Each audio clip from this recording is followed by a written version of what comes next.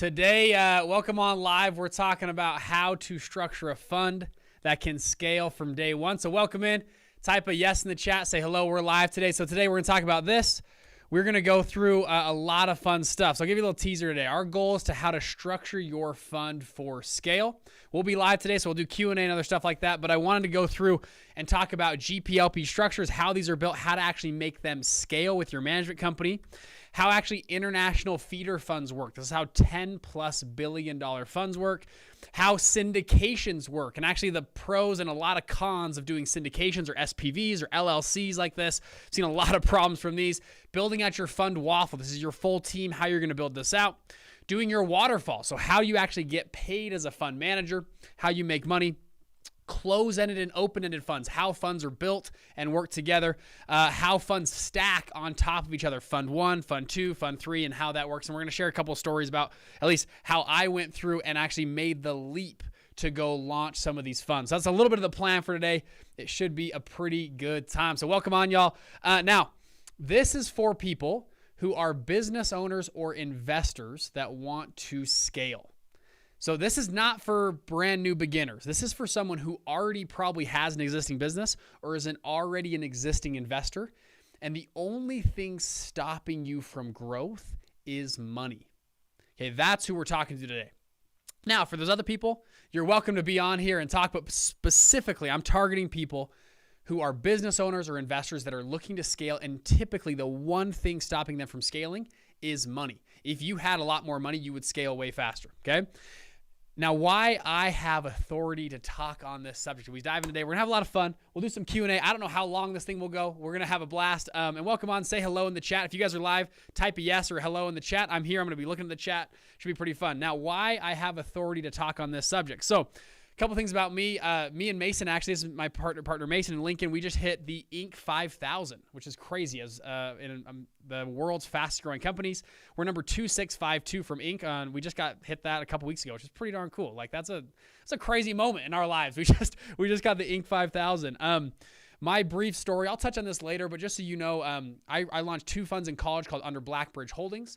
I ran those for about 3.5 years. We ended up selling those funds. So you can see here, I currently run Fund Launch. We've had over 100,000 people go through Fund Launch. We help people implement and launch funds. So it's like in the name, it's Fund Launch, okay? We've done a number of live person events, 300 plus funds launched. Our clients manage, this is now ticked up to $4.8 billion reported client AUM. We know what we're doing. We've done this for years and years and years. We're on the Inc. 5000. We're growing quickly right now. We're coming out with Fund Launch AI here in a few weeks. You can see my t-shirt here. I'll talk about that in a minute. And then currently, I also run 2 funds. So I practice what I preach. I'm not just talking about this on the internet. I actually practice what I preach. So over here, I actually currently run 2 funds. I run Ugly Unicorn. Me and my partner, Dan Young, started this back in 2022. It's a crypto and blockchain investment fund. My partner, Dan, was on the board of Intel, so Intel's board of advisors for over 16 years. He's just since retired a few years ago. We now run this together. He had the largest crypto mining facility in the state of Utah in 2014. So very early on in crypto, Dan's been extremely successful. We run this fund. We've raised, now I think that's ticked up, but on the paper here, $24 million of equity in that fund. And equity means like dollars from investors, equity raised. Fund Launch Partners, you can see here, raised $27 million of equity. That's, again, equity from partners. Right now, our portfolio has around $260 million of portfolio AUM, okay? Raised $27 million of equity. Now, what Fund Launch Partners is doing, we are a GP stakes fund. We are investing into our favorite funds that come out of Fund Launch. So we've now done, actually, this is now 10. We inked our 10th deal this week. One of our members that came through Fund Launch, he launched his fund. He's been in Fund Launch for about 1.5 years. His name's Nate.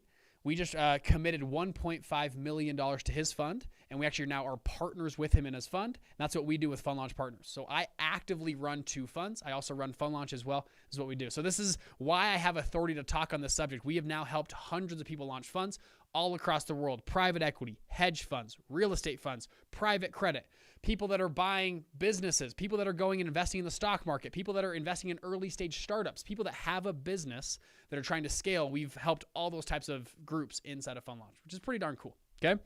So Furthermore, this is my beautiful family. This is my wife, Lauren, and our 2 kids. We live in Utah. We have 9 chickens that we're finally getting eggs. We got a little peach orchard. Anyways, we have a great time in Utah. I love living here.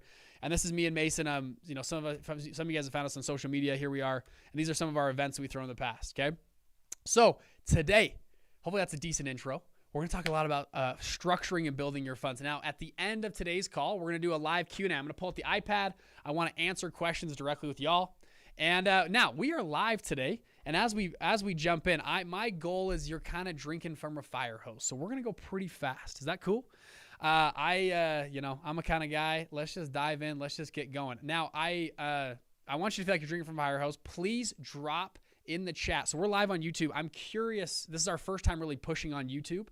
If you guys can, say hello or type in the chat if you're live on YouTube. If you hit the like button, we're kind of curious if this will push this out to more people and see how many people we can have on live here. Actually, if you share my screen, here's the chat. What's up, y'all? You guys can see that, right?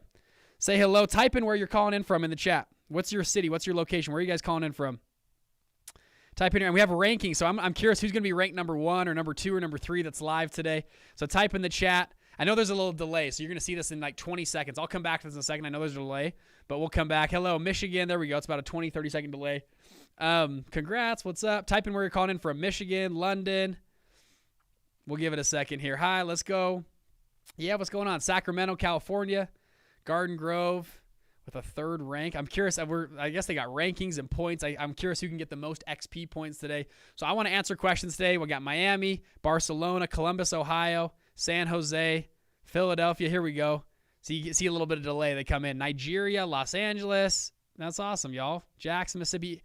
Very cool. So we're going to answer questions on here. Type in the chat. You guys can compete for top spots. It should be pretty fun. Now, all right, you guys ready to get in? I was like, without further ado, let's just get going. So I'm like, let's go advanced first. Is that cool? If we go advanced? Now, let's talk fund structure. So I want to share 3 different fund structures that will help you scale from day 1. I want to start with, we're going to go pretty advanced at the beginning, and then we'll come back. So let's talk about international feeder fund structures and parallel funds.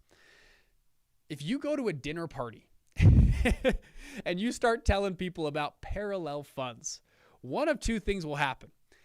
They'll either think you're talking way over their head, there's no idea, but people that are in finance will be like, what's a parallel fund? How do those work? You will stand out in the crowd.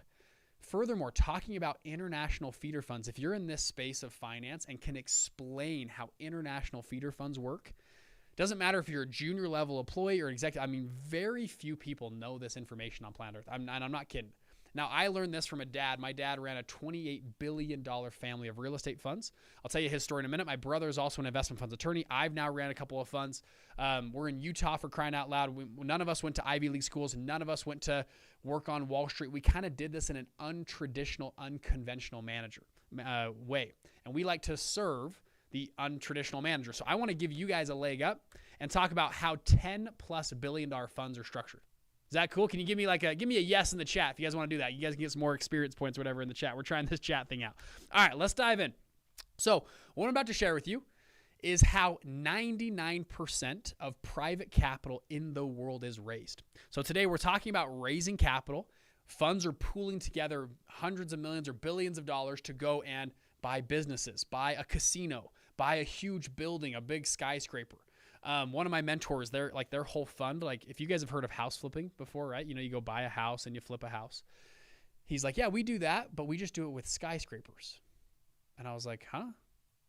He's like, yeah. Like instead of flipping a house and making like 50 grand or 100 grand, we go buy a skyscraper for $65 million. We renovate it, we fix it up, we get tenants in it, and then we sell it for $98 million. And we'll make a $25 to $30 million spread on that building. And I was like, whoa. Okay, these people are playing at a different game of business than I had previously been aware of. And that's when I started really getting interested in funds. I was like, man, this is like the top. This is like the echelon. This is where everyone wants to play one day. How can I figure out that space? And so I think step 1 is, number 1, just understanding how they're doing this. So what I'm about to share with you is how 99% of private capital in the world is raised. Furthermore, this will be the backbone of all the stuff we're talking about today. So please pay attention. Put away the email. Put away social media. Lock in with me. We're going to go quick here. Maybe you might want to make the slides bigger so people can see them on this part. So most funds follow what we call the GP-LP structure. Let me explain this to you. So now, again, there's the 1% of funds that don't do this. 99% of funds follow exactly what I'm going to talk to you about right now. And this is crucial whether you're going to partner with funds, invest in funds, just understanding how these works. They do the GP-LP structure, okay? What we have here, this box, this represents your fund. If you're going to go raise $5 or $10 million, you would pool it together. I see my little pool there. I put that in myself, okay? Put that pool in from clip art on Google. That's your pool, all right? That's your pool of money. You are pooling money together in a limited partnership. And you have investors or limited partners. You can see the little money signs over here. They got money. They are going to invest or join the limited partnership. Y'all following? Okay. Now, me and you, our team, this limited partnership is going to go make investments. Now, what the cool thing about funds is, I know some of you guys are like, Bridger, can my fund buy real estate? Can it buy Bitcoin? Can it go buy apartment complexes? Can it invest in the stock market? The answer is yes. There are very few things that funds can't do. You'd be surprised. And you're like, hey, can I buy Bitcoin and real estate and invest in the startups all in the same fund? Yes, you can. Now, do you want to is a different question. We'll address in a few minutes. But yeah, you can, which is pretty cool. This is all governed by down here what we call the LPA and PPM. This little thing. These are two thick legal documents that govern what your limited partnership can do. Now, I had these pop in earlier here. Over here, you have two entities. These are called your general partner and management company, okay? This is us. This is the fund managers. So me and you, these are both typically LLCs. So this would be an LLC and an LLC. This LLC right here serves as your general partner and is the general partner of the limited partnership that investors put money into. Y'all following? Hopefully you're following. We'll come back to this in a minute. If it's not making sense, no worries. We're simplifying in just a second. Your management company as well helps manage the fund and earns management fees. This one earns performance fees. We'll come back to that in a minute. And again, all these are governed by what we lovingly call the Bible. What's cool about a fund is you and me, we get to write the Bible. So like I said before, we get to write how the fund is going to work. We can say, hey, my fund, to join my fund you have to have a $100,000 minimum commitment. And you write that down in your little Bible. Once it's written down, though, you got to follow through with what it says. Okay. So that's, you got to follow the Bible once you get it. But the cool thing is you get to write the Bible. Y'all following? Now, we're going to come back to this. If it's over your head, no worries. But I want to capture people. Now, this is the bare bones structure of how funds run. So again, if you've ever heard of people saying like, oh, I'm an LP in that fund, what they mean is I'm a limited partner or I'm an investor in that fund. You'll also hear people say, oh, I'm a GP. I joined on the GP side. What they mean is they joined on the general partner of a fund. They're in the management side of the fund that manages a limited partnership. So you'll kind of hear this terminology. I'm sure if you haven't heard it before, you'll hear it in the future of like people saying, oh, I joined in on the GP, or oh, I'm an LP in that offering. That's kind of how it works. Now, we're going to come back to this. I'm going fast at the beginning here. We'll come back to this and go over your head. Now, I want to take y'all to what I call the crazy zone here for my people that are more advanced. And then we're going to simplify in a second. How do international feeder funds work? So there's a big question out there, and I'm actually going to change. So it's going to go black for a second. Hold on one second. I'm going to change over to my iPad here. So you see people out there. And okay, you see that? Here's my beautiful map, okay, from around the world. So this is how funds in North America typically run. I'll do red so you guys can see a little better. There we go. In the United States, that's kind of how they typically run. So I always will get a question, well, Bridger, what if I'm trying to raise money out of Europe? How does it work? So, I've got some investors in Spain here. We're actually going to Spain in a few weeks for our Black Card group. It should be fun. We're going to go to Spain and do a whole cruise here. Man, I've got some great investors out of Europe, and they want to invest into the United States, into a U.S. fund. how does that work? Like, how do I do this? Okay. Now, what happens every time you cross a border? Okay. So right here, we're crossing a border. We now have to work with two different countries' laws, which kind of gets hard. Okay. In both these countries, there's two different groups. There's what I call the securities laws, and then there's also the tax laws. In the United States, we have the SEC, the Securities and Exchange Commission, and then for tax, we have the IRS for the United States. Y'all following? And so when you launch a fund or do anything like this, you have to comply with the SEC and the IRS, and usually you do a GPLP structure like I talked about. But now that we're in Spain, we got to comply also with the Spain version of the securities law and the Spanish version of the IRS, okay, which I don't know who those are. So, but whatever those versions are, you guys can comment if you know what they are. Y'all following?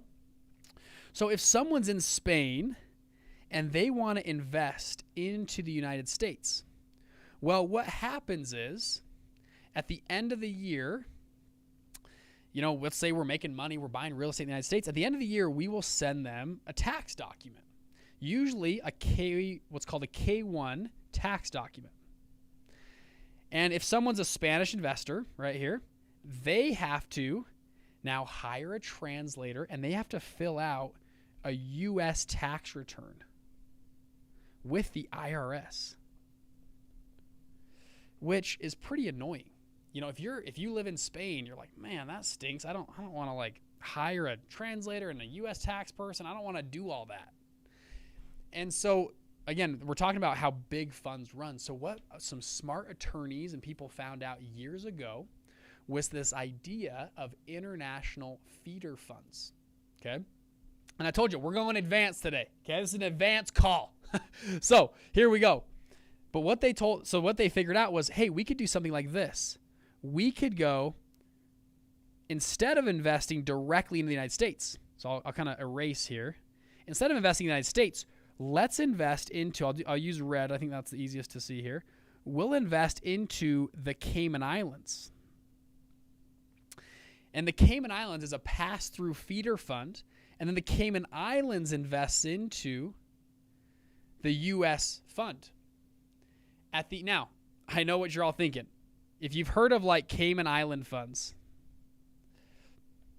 usually they're associated with a scam, which is rightfully so. There's been tons of scams out of the Cayman Islands or British Virgin Islands or whatever great. There are illegal ways to do this. Do not do that. What I'm telling you, there's also legal ways to do this, okay? Let me explain the legal way to do a Cayman Island feeder fund. How this works. Let's say you have 10 investors. I'll write 10 here. 10 investors out of Spain. Oh, let's do this. 10 investors. Oh, hold on. Give me a sec. 10 investors out of Spain. All right? And they're all investing here. They invest into the Cayman Islands feeder fund. All 10. Then it becomes one entity. They all invest in the United States. At the end of the year, they're just like before, the IRS, we produce a tax document with the IRS. What happens is the legal way to do it. The Cayman Islands fund here goes and pays the tax on behalf of the 10 investors. Is this making sense? So the same tax is paid, but they just send the returns back to Spain. Is that y'all following? So the IRS, we produce a K1. The K1 is right here. The feeder fund here pays the tax and then just sends the returns back to Spain. So the same amount of tax is paid, but the burden of filing the taxes is no longer on the Spanish investor. It's on the Cayman Islands feeder fund that you help them figure out. Y'all following? This took a lot of people a lot of time to figure out how to do this. This is called an international feeder fund. So if you go to work on Monday or have partners or whatever, and you tell them, hey, guess what? I was on this webinar and I learned about international feeder funds. It's kind of cool. Like, now more than like 50% of people. Now, what I'll tell you is this. A number of years ago, Europe The European Union voted and they outlawed Cayman Island funds. They said, we are not going to use Cayman Island funds anymore. It's illegal. If you're a European person, you can't use Cayman Island funds. It's like, oh no, what do we do? At the same time, they opened up Luxembourg funds. And so everyone adjusted and around the world. And if you're a European investor, you now invest into Luxembourg because they wanted the fees. And then Luxembourg invests in the United States. For example, and it depends on every country is different. Take Australia, for example. Now, I'm just giving you an example. I'm not giving tax and legal advice. I'm just giving you examples because every year these kind of things change. Australia, years ago, they couldn't do Luxembourg. They couldn't do Cayman Islands. They would go to Alberta, Canada. For whatever reason, there was a tax treaty between Alberta, Canada, and Australia. And so investors in Australia would go to Alberta, and then they would enter the United States. Is that making sense?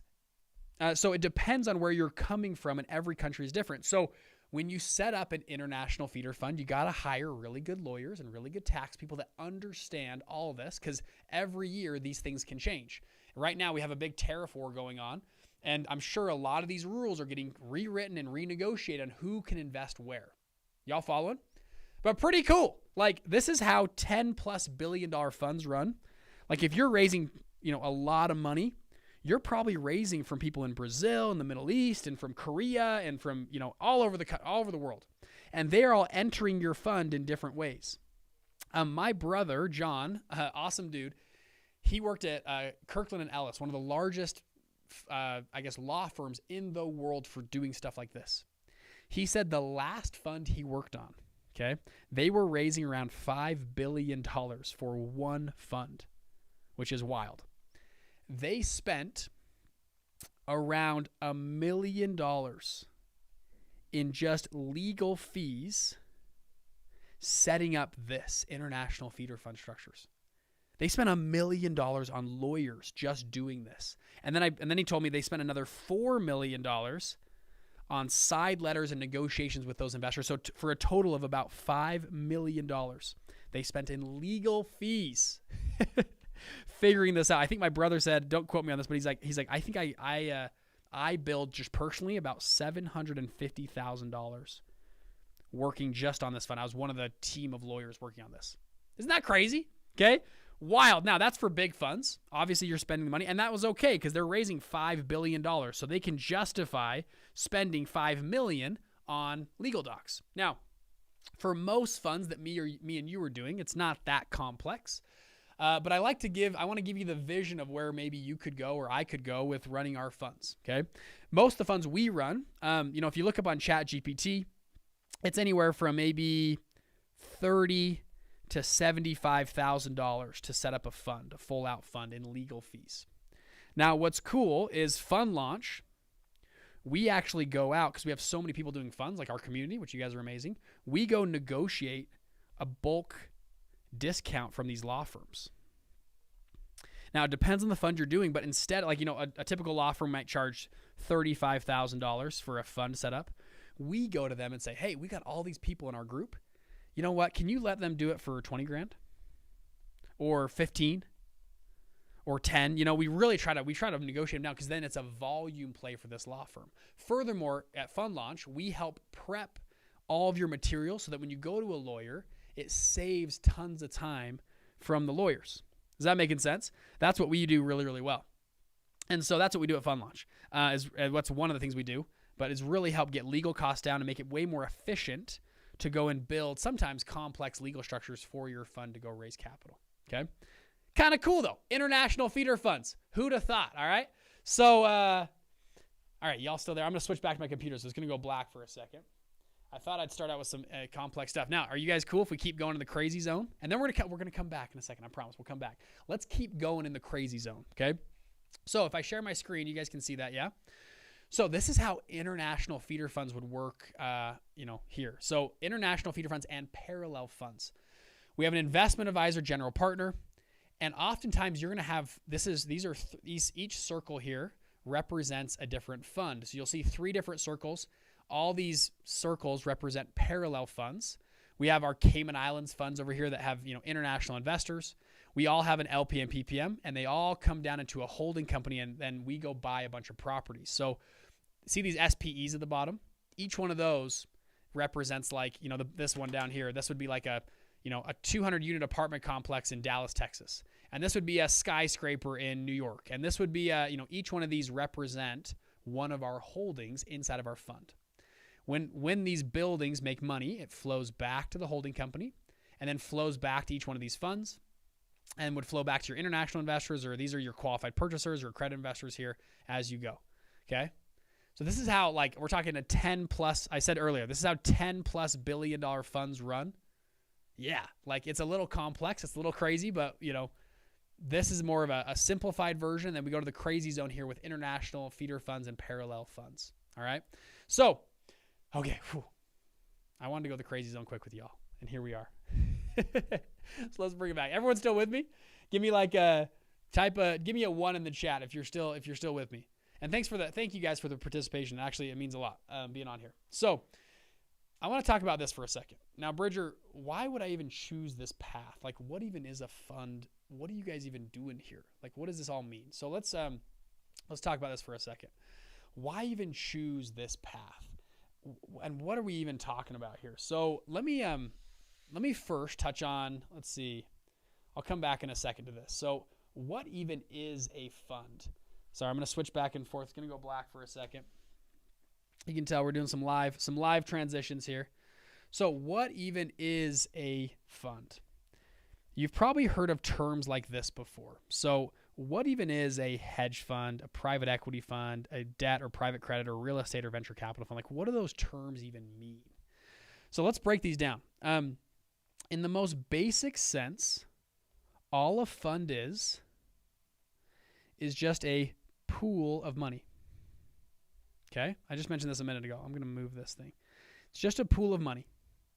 Investors, let me change. Investors over here are putting money into this pool. And then people like me and you, fund managers, over here, can draw from this pool and we go and make investments. Like I said earlier, those investments, you guys can decide what you want to do. This is like the oldest business model on earth. It's like, hey, let's go open up a blacksmith shop back in the, 1500s. Let's go open up a blacksmith shop. Okay, put some money in and we're going to go open up this shop. And whenever it makes returns, the money flows back. We'll split the returns between the investors and us. Right? It's not that complex. It's one of the oldest business models ever.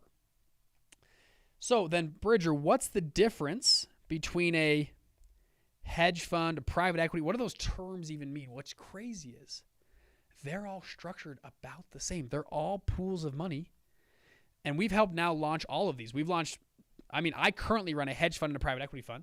I used to run a debt private credit fund. So I've worked personally in all three of these. And with Fund Launch, we've helped people launch venture capital, real estate funds to the tune of 300 plus funds. So how do these work? The only difference is what they are investing into, the investments they make. So for example, and something that just bugs me so much about the world of finance is they make up these, like I mentioned, these complex terms. And people sound really smart sharing them. And in reality, they're actually very simple. So let me share. So what is a hedge fund? Actually, let's start with an easy one. What's a real estate fund? A real estate fund is just a pool of money. And instead of doing this other stuff, they're buying real estate. It's a pool of money that goes and buys real estate. Ta-da! Pretty simple. So what's a hedge fund? A hedge fund is a pool of money. Instead of buying real estate, they buy public securities like stocks or bonds or crypto. Anything trade on public markets. This big stocks, bonds, stuff like that. That's a hedge fund. So what's a private equity fund? It's a pool of money. Instead of buying real estate or public assets, they buy private. It's in the name. They buy private equity.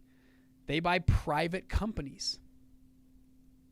So they're buying, laundromats. If you go to Las Vegas, about half of the strip is owned by one company. MGM Resorts. They did a private equity transaction where they went and bought up all these hotels. A lot of the companies, take Sycamore Partners, for example, on Wall Street. They manage about $20 billion. They own Staples Department Store. They own Nine West Shoes. They own Aeropostale.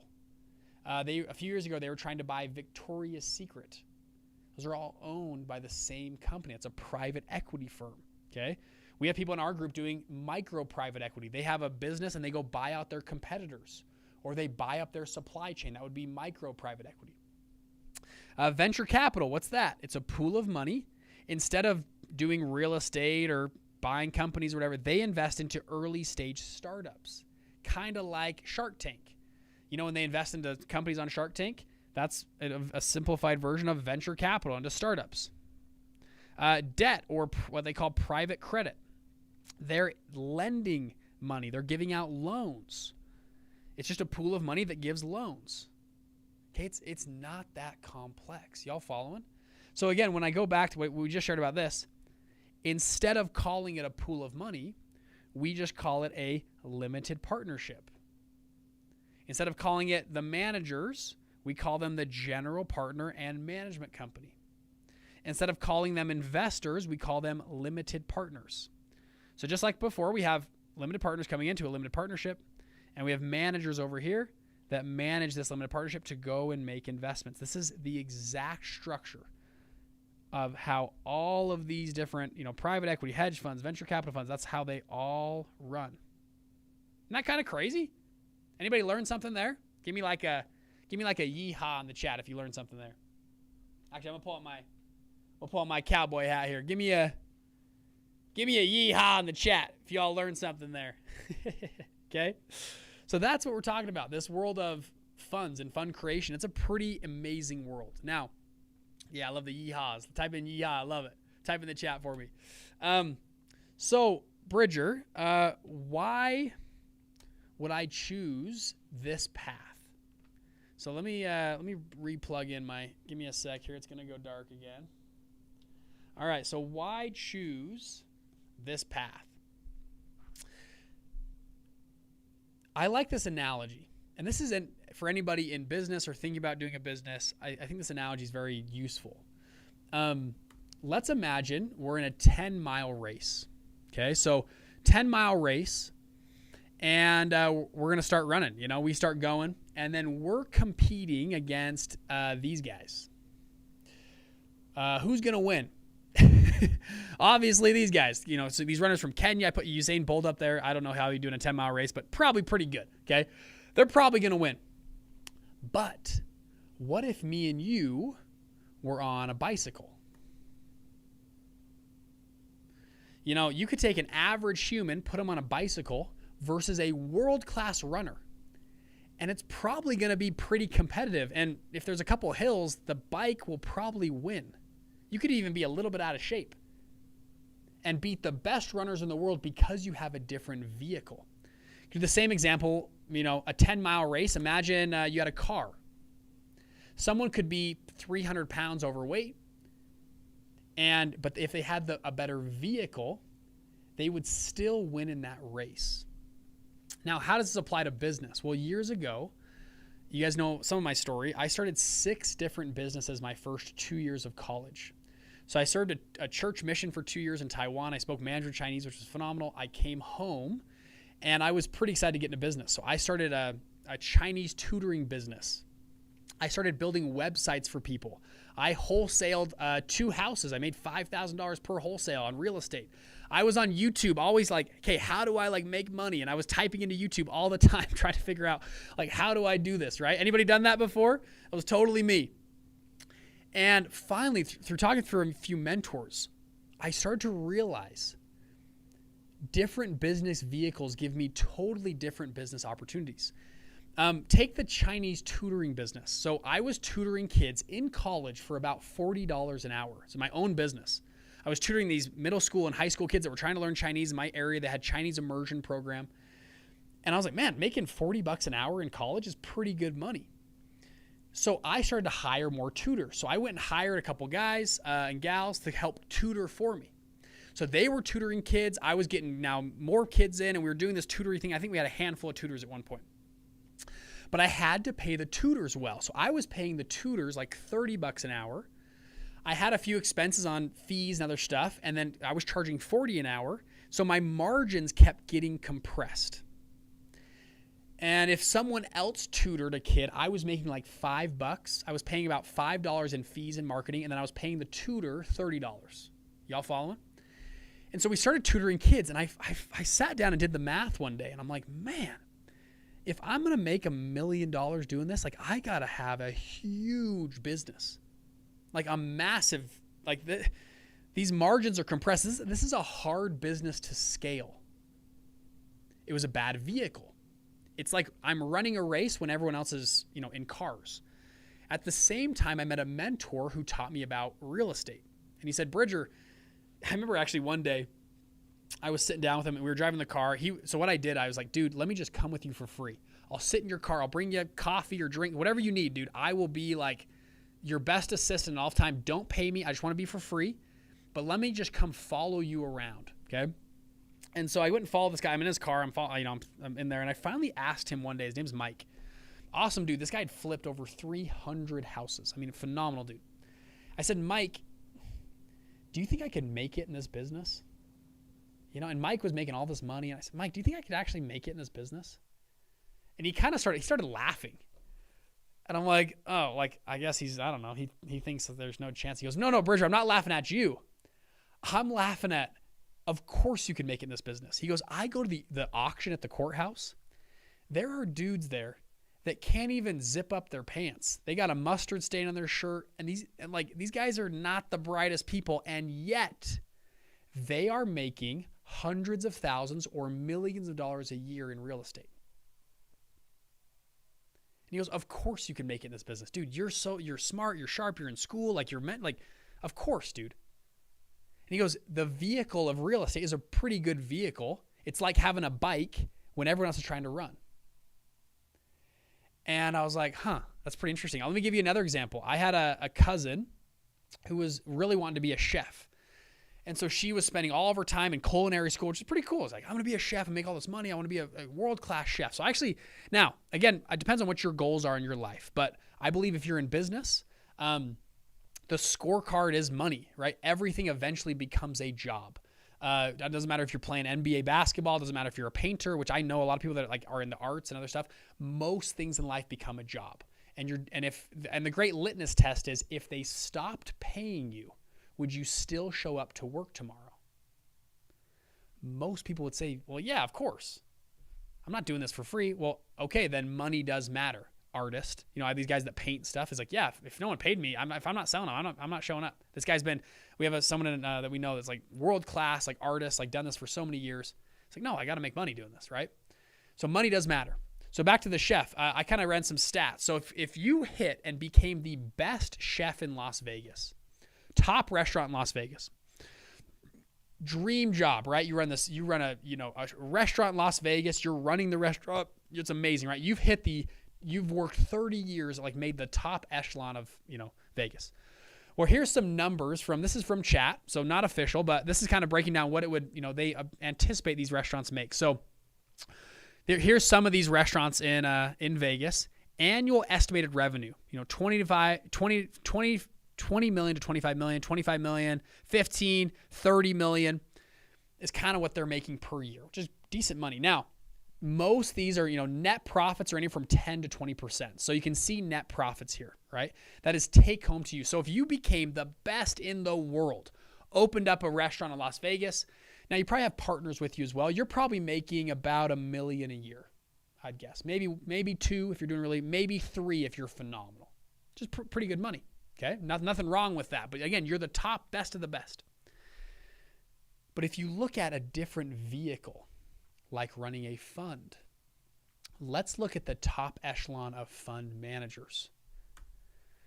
Here are the 2024 earnings of the top fund managers in the world. There's, Izzy Englander, Ken Griffin, Stephen Cohen, Chris Hull. These are hedge fund managers. These are not their net worth, by the way. It's not like his net worth went up $4 billion. That is actually net income to him. That's $1 billion a quarter. One of these, you take Ken Griffin, for example. Ken Griffin makes more money than a restaurant in Vegas his first working day of the year. On average, they're making about $3 million by noon, January 1st. That puts into perspective of what vehicle you are choosing to be in. All of us, if we're going to be successful in our career, you got to spend a lot of time in a career. You got to become an absolute expert in that thing.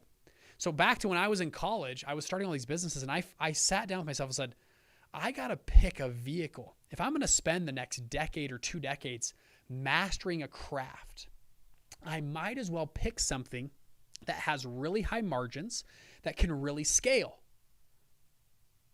Because in reality, there is no shortcuts in life. Because the shortcut never gets you there. The long way is the shortcut. For a long time, I was looking for these side hustles, like a little hack. I could make a couple $100 a month. And what I realized was most of those fail. Actually, almost all of them fail. And anyone that tells you, oh, yeah, I got this little side hustle going, great. But ask them in a year or 18 months or 2 years how that thing's going. And you'll see the ups and downs, the dips and flows. And reality, if they would have just spent that same time working on their main job and main craft, they would make more money on their main thing than the side hustles all put together. Y'all following? So I decided if I'm going to do something, I might as well go all in. I might as well dive in head first. And furthermore, I might as well pick a vehicle that can actually take me where I want to go. And so I started to be very intentional about the vehicle that I wanted to be involved in. And that was, for me, was funds. I said, this is an amazing vehicle. If you look across the world, the top people, top income earners per Forbes, I think I have a list here. Number 1 in the world is finance and investments. Number 2 is tech. Number 3 is manufacturing. Number 4 is fashion. This is by Forbes, a billionaire list. More billionaires are created by what we're talking about today than any other category on earth. So I said, I might as well get into this vehicle that makes a lot of sense. Can I get an amen? Is that making sense? Why I think this is so crucial, and why it's so crucial, not just for you, but for your kids, for your grandkids, to make sure they enter, I think, the right business vehicles. It really pains me sometimes when I have friends or family members, they spend their whole career, 30 plus years, working in a certain trade or something that really can't scale. And they're 25 years in, they're 30 years in, like, man, I don't know why, my concrete business, I'm not like here yet. And like, we're the best concrete layers in the whole city. And I'm throwing concrete layers under the bus here. You can make good money doing concrete. No question about that. But I believe it's from the business vehicle that was chosen initially. Y'all following? Is that making a little bit of sense? And so that's why I try to be intentional about the vehicles. Now, so in a second, I want to get into structure number 2 and number 3 on how to go out and do this and actually build this. Now, while we're doing, actually I want to pull up the chat here for a second too. So with Fund Launch, you might wonder, like, what do we even do here? Our mission at Bridger, why do you do education? I do education and stuff online because it's one of the 4 business vehicles that have leverage. There's 4 different ways you get leverage in business. Finance is one, and like having money gives you leverage. Number 2 is humans and labor gives you leverage. Number 3 is technology. Technology is the 3rd lever of business. Number 4 is media. There's only 4 levers in business, and those are them. And we can have a full discussion on that. We won't. But I intentionally picked funds and then also online education as 2 routes that I thought saw huge leverage. Funds was huge leverage financially. Education and all online training like this also has huge leverage, but also what our mission statement at Fund Launch, I don't think I have it here, is to democratize Wall Street. I believe more people need to understand this game. In the past, to learn this kind of stuff, you had to go to Harvard, you had to go to Wharton, you had to work on Wall Street for 10 plus years to figure out, like, the international feeder funds, parallel funds I just talked about, all that stuff I just shared. You had to spend a lot of time to figure that out. And I was lucky enough to have a dad who ran a deca-billion-dollar family of funds. And if you guys know my story, I had no clue my dad had money growing up. We grew up in a normal household. And this is a true story. My dad drove a car with a dent in the door for most of my childhood. I went on a church mission. I get in college. I come back home and then I go meet with my dad's business partner, and I start to figure out, like, my dad has a bunch of money. He's at the time managing an $8 billion fund. Like, what? Like, why can't we order, like, nobody orders drinks when we go to restaurants? Like, nobody order drinks. We're ordering, everyone get water. Like, we're saving money. And I'm like, Dad, you're running an $8 billion family of funds. Like, where's the disconnect here, right?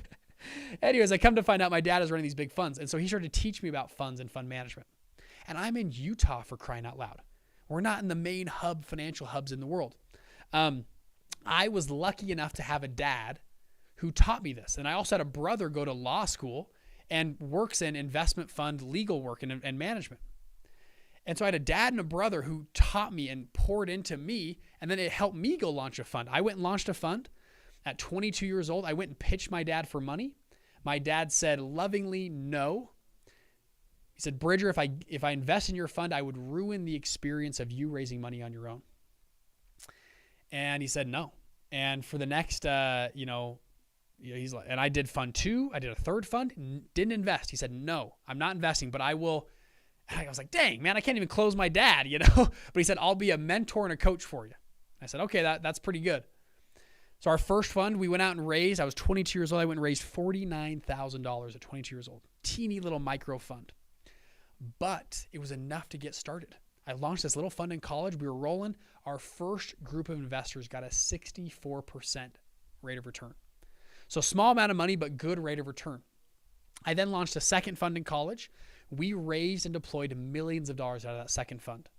And I ran that for about 3.5 years. We then had a competitor come and buy us out. In college, I was making over 6 figures a year in college as a college student walking around university because I figured out this vehicle. And then after that, we went and launched Ugly Unicorn. That's our blockchain investment fund. We raised just about $10 million in initial launch. Now I manage about $25 million of equity in that fund. It's done phenomenally well. It's been a really great fund. And then after that, we launched Fund Launch Partners. We just raised $27 million of equity for that fund.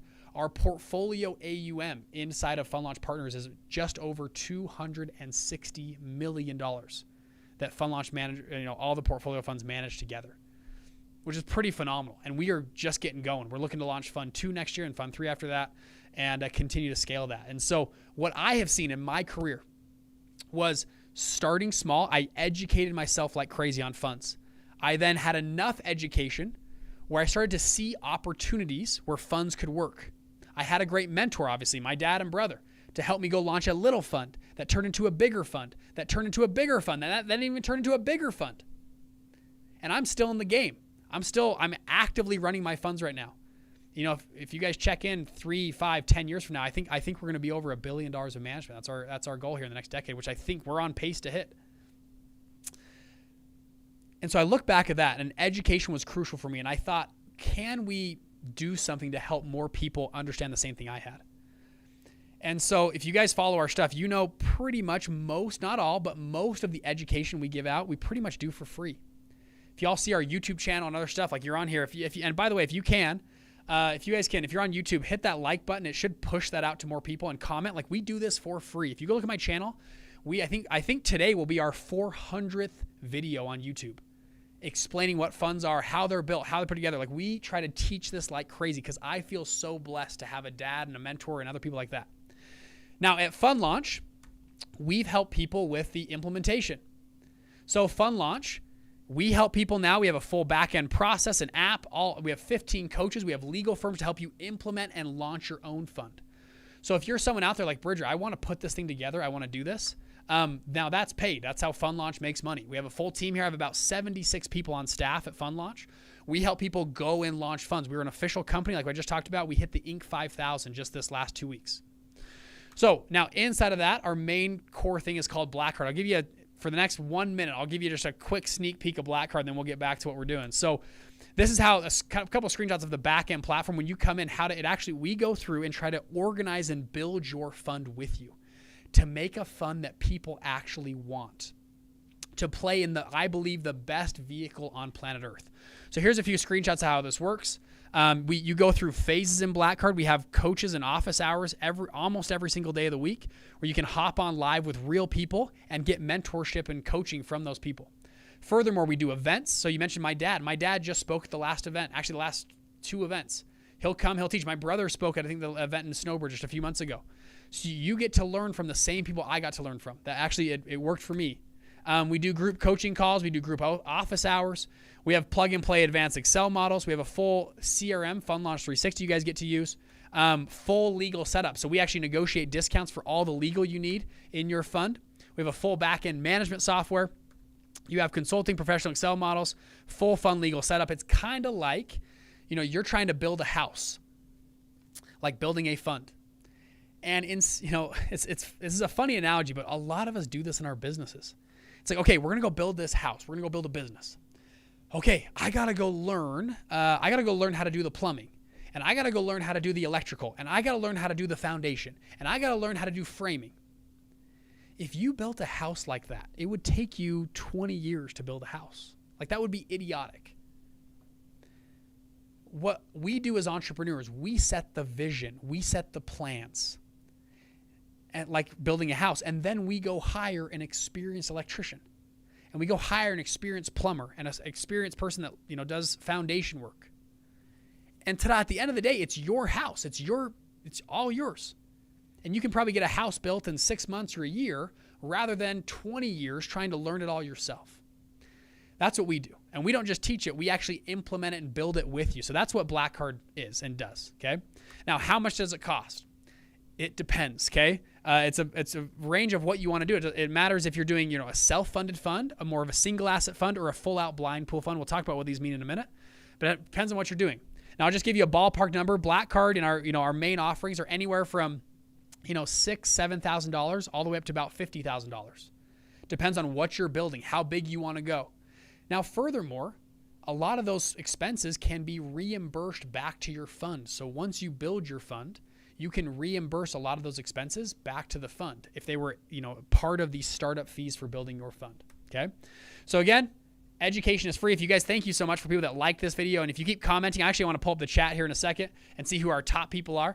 But also we have paid. So I'm going to, and if you want to more help implementing your fund, so I've actually got my team live right now. If you want to talk to somebody on my team about putting together your fund, you'll see on the bottom of your screen there, fundlaunch.com/call. Okay. So I'm going to give you 30 seconds. What you can do is go to fundlaunch.com/call. You can book a call. They're quick, 30 minutes. They can even be 15 minutes. But the idea is hop on and see if what we offer could help any of you and see where you're at in your business. These are our fund consultants. They can sit down and actually walk through and think through your fund or potential fund idea with you.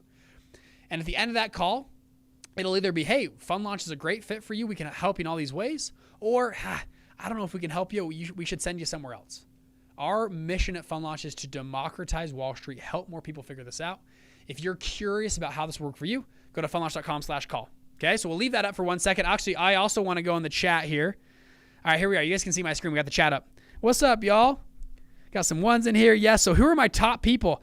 Tony's looking at number 3 here. Ram at number 2. What's going on? We can answer some questions here as well. Can you guys even see this? Let me zoom it in. There we go. You can see that a little bit better. Boom, I just zoomed it in. Hedge funds are global macro event driven, ETF arbitrage. Okay, debt, private credit. Amen. Makes a lot of sense. I think when you comment and like, it gives you experience points as well. So what's up, y'all? Good to see everybody. So type in, if you have any questions, type them in the chat. We're going to come back in a second and go a little bit deeper, but welcome on. Good to see you guys. Yeah, 400, not 4,000, 400 videos, okay? 400 videos. You can see my team here. Yeah, you can book a call at fundlaunch.com/call.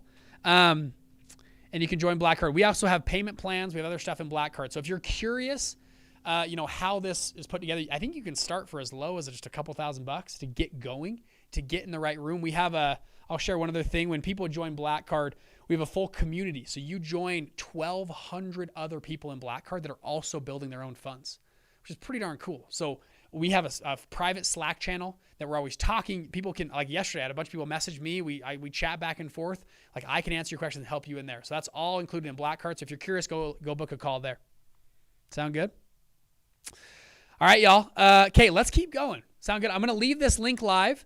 It is first come, first serve, by the way. We only have a limited call spot. So even if you're on the fence of like, should I do a call or not? I would recommend go and book a call. Okay? Go and book a call. All right, so number one, we previously just talked about international feeder funds and parallel funds. All right?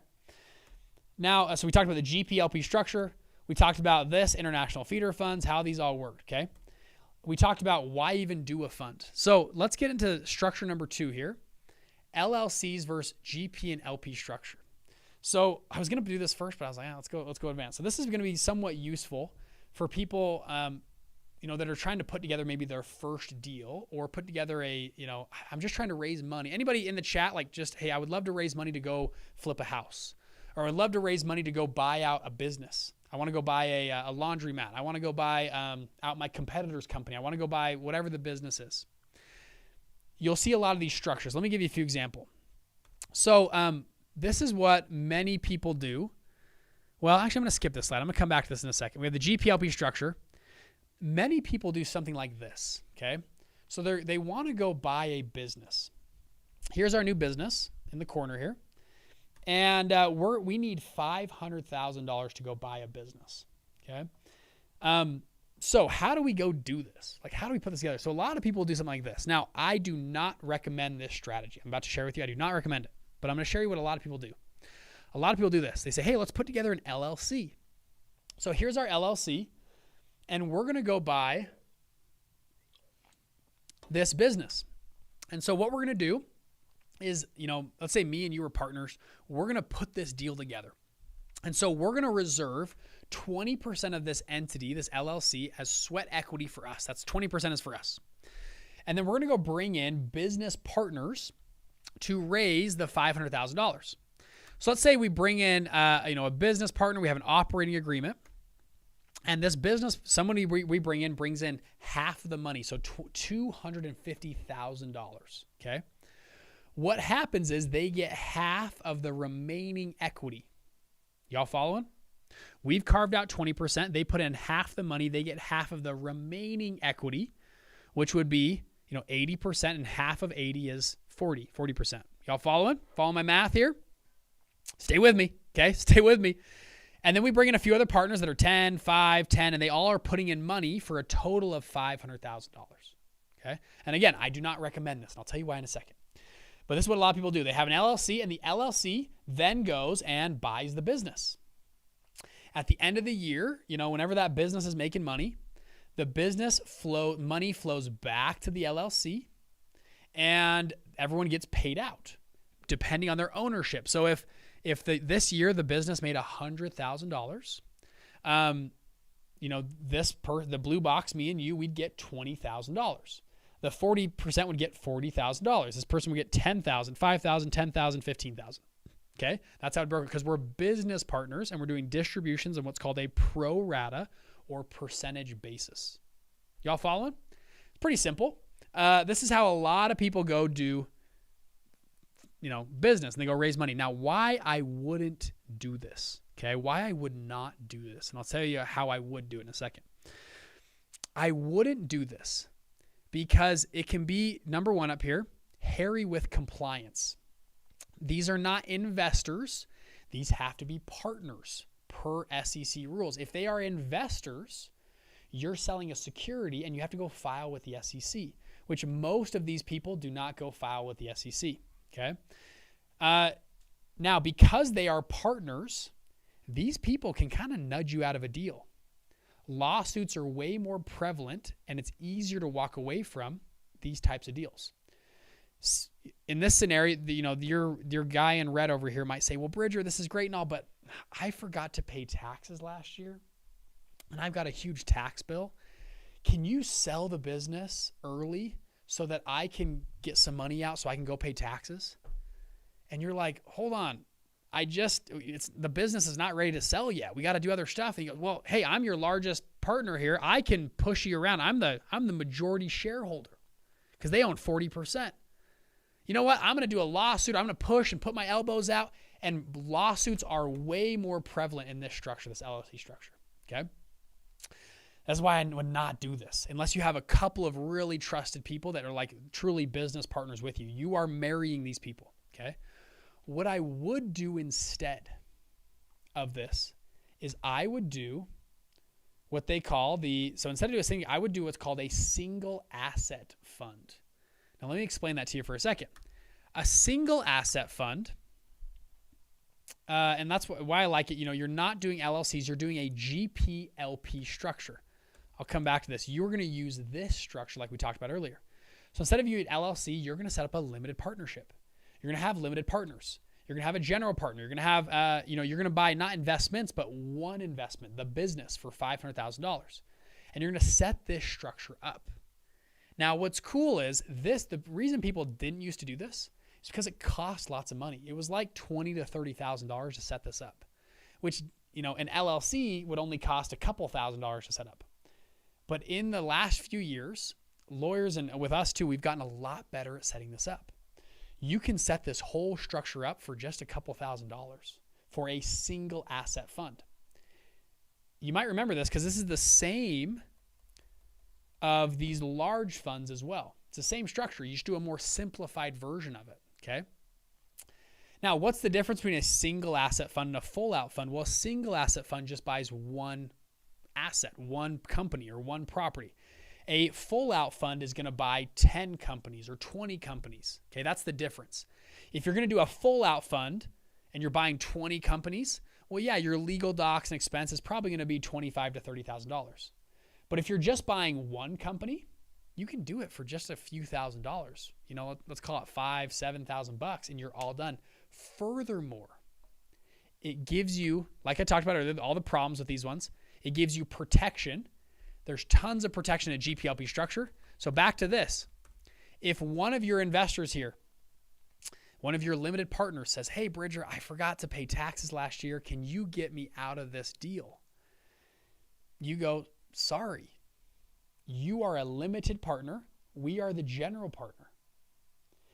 When you signed up in the LP and PPM, it said that we're going to hold this thing for 3 years or 5 years. You can't exit early. And they might yell and scream and you say, I have to do what's best for the fund, the whole fund. I don't serve individual investors. I have a fiduciary responsibility to do what's best for the fund. Because if I pull your money out, it will hurt the other investors in here because we're selling too early. It's not ready to sell yet. And actually, this structure is much better because it protects investors against each other. It protects you against investors and investors against you. It's a much more structured way to grow. This is why the largest funds in the world all use this structure. And oftentimes you'll put a clause in there. You'll say, hey, you can leave the fund early, but there's a penalty. There's a 30 or a 50% penalty if you leave the fund early. It's typically what funds do. This, again, protects investors against each other. And so investors actually prefer this. You say, hey, you're not in a new business arrangement. You're in a limited partnership structure. This gives you limited liability, which is good.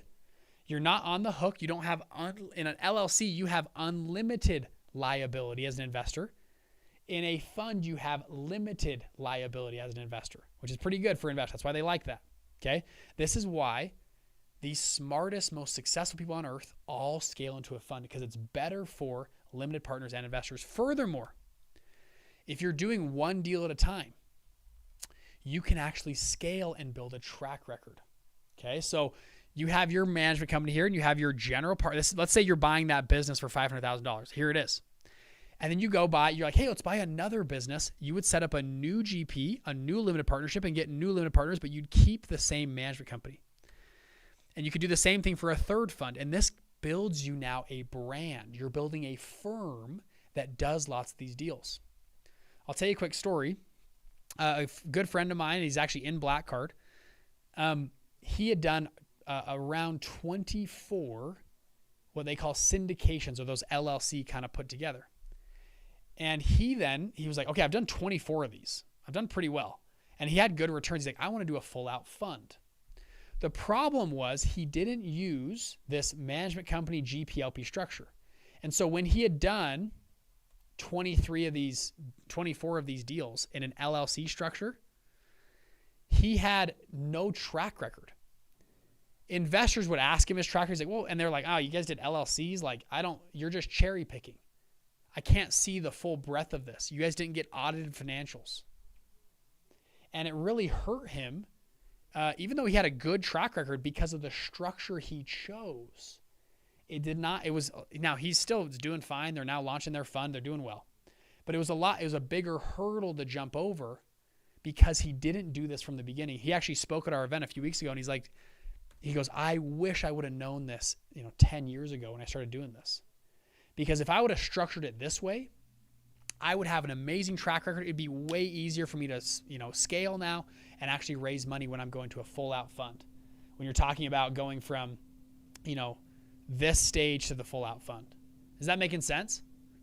So huge advantage. That is why, so to summarize, this is why I would do the GPLP structure instead of an SPV or a syndication structure. Okay. Is that making sense? Now, like I said earlier, at Fund Launch, we help people do this. Okay. So our mission is to democratize Wall Street. We actually help people through this whole thing. We've helped thousands of entrepreneurs do this around the world. We actually had a guy join with our new platform for single asset funds. He built his full single asset fund within 7 days.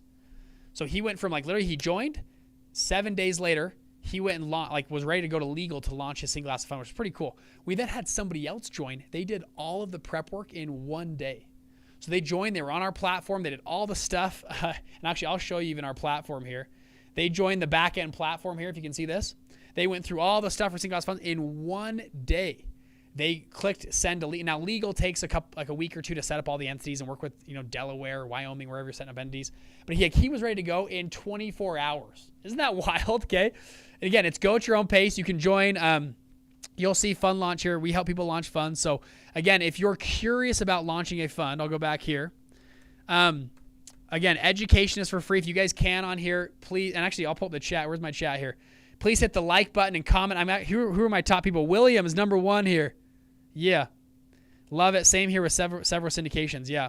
And actually, I want to answer some of these questions in a second, but go and comment. I'd love to see y'all there. You guys can go book a phone call at fundlaunch.com/call if you want to learn more.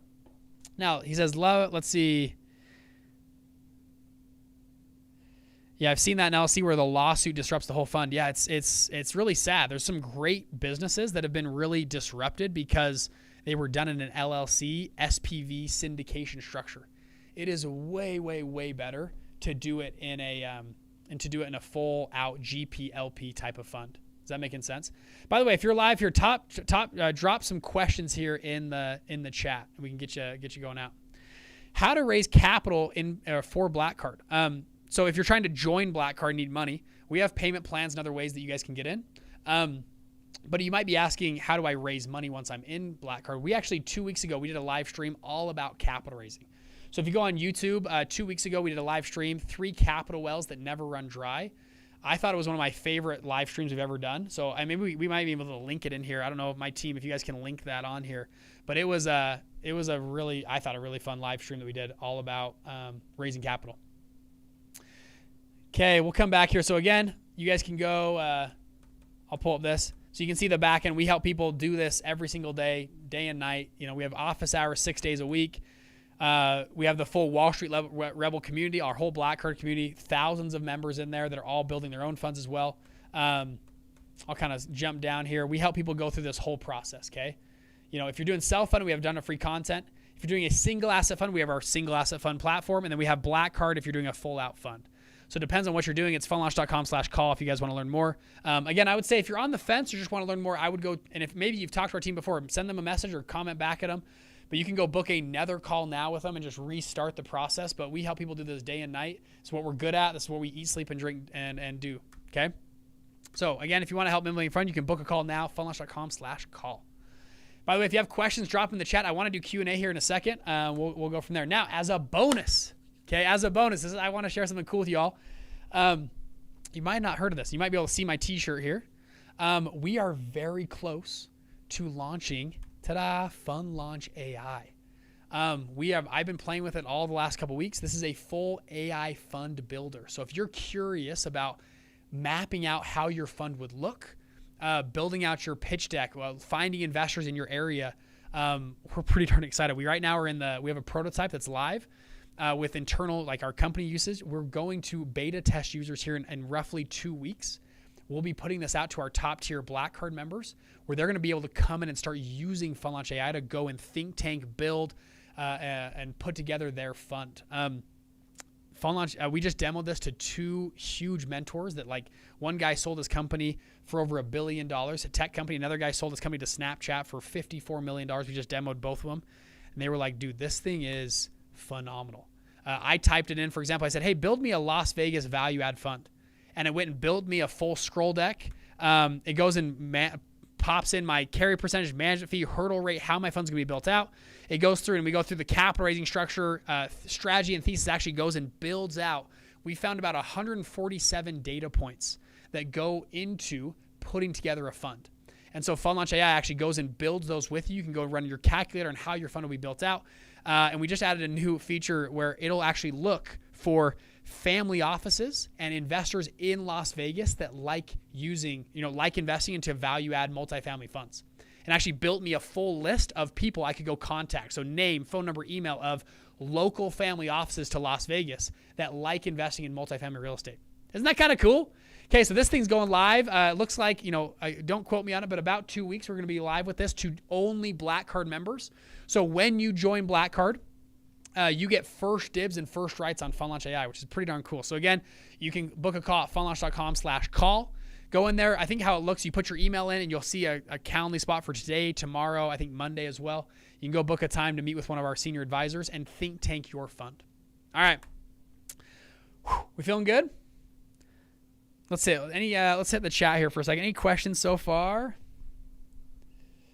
Thank you. Oh yeah, they just tagged capital wells that never run dry. It was a fun training we did. In the future, will there be an opportunity to invest capital with your funds? So yeah, both my funds are 506Cs, so I can publicly talk about these funds. Fund Launch Partners currently is closed. We will most likely open Fund 2 here in the next year. But Ugly Unicorn is our blockchain investment fund. If you want to learn more about that, you can go to uglyunicorn.com and you can book a call, with one of our team members, and we can talk to you more about if investing in crypto and blockchain. It's a $100,000 minimum to join our fund. But yeah, we'd love to talk to you more. We have people joining we have a rolling fund. We join at the end of every month. We have a rolling close. Yeah. If you're having trouble, if you can't book a call, message me and our team at bridger@fundlaunch.com. Rams at number 2, William at number 1. That's awesome. Congrats. There we go. Matthew at number 3. So at what point do you go full on fund structure from SAF setup? 5 SAFs, 10? It's a good question. So I would say it depends. Depends on when you feel like you're ready. Single asset funds, one deal at a time, they're much easier to raise for, number 1. So if you're just starting out, I would tell you do a single asset fund. Go find one deal, one property, one thing that you can say, hey, we're raising money right now to go invest into 123 Main Street, and we have this great plan. Easier to raise capital for. Builds you a track record. Once you've done a handful of those, and or you feel like it's becoming overwhelming managing too many single asset funds, that's when a lot of people transition to a full, what they call blind pool fund. A blind pool fund is you say, hey, we're raising for 123 Main Street, but also we're going to go buy 15 other properties that look just like 123 Main Street. So yes, we want to buy this one next month, but we're planning on 15 more properties over the next 2 years that we're going to buy. And we don't know the properties yet. That's why it's called a blind pool fund, but you're investing into this fund to go out and do that. Is that making sense? Now, the pros of doing that are investors get diversification across the portfolio. So if one deal goes bad, it doesn't matter because you have 14 others in the portfolio. Some offerings don't allow you to do really single asset funds. So for example, Fund Launch Partners, we just raised $27 million of equity to invest into about 20 or so funds. And we are a GP stakes firm. So when someone joins, we say, hey, you're getting diversification across the portfolio here. We're deploying these over the next 2 years, and we play a power law. Similar, think about venture capital. Instead of we're just trying to pick one deal. It's like, well, it's actually smarter to go invest into 20 deals because we know 5 of them will do horrible, 5 of them will do amazing, and 1 or 2 of them will take off and return the whole fund.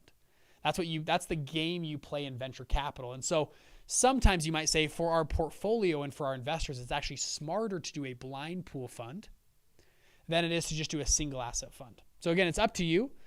Some people scale huge with single asset funds. Some people transition quickly. It's really up to you.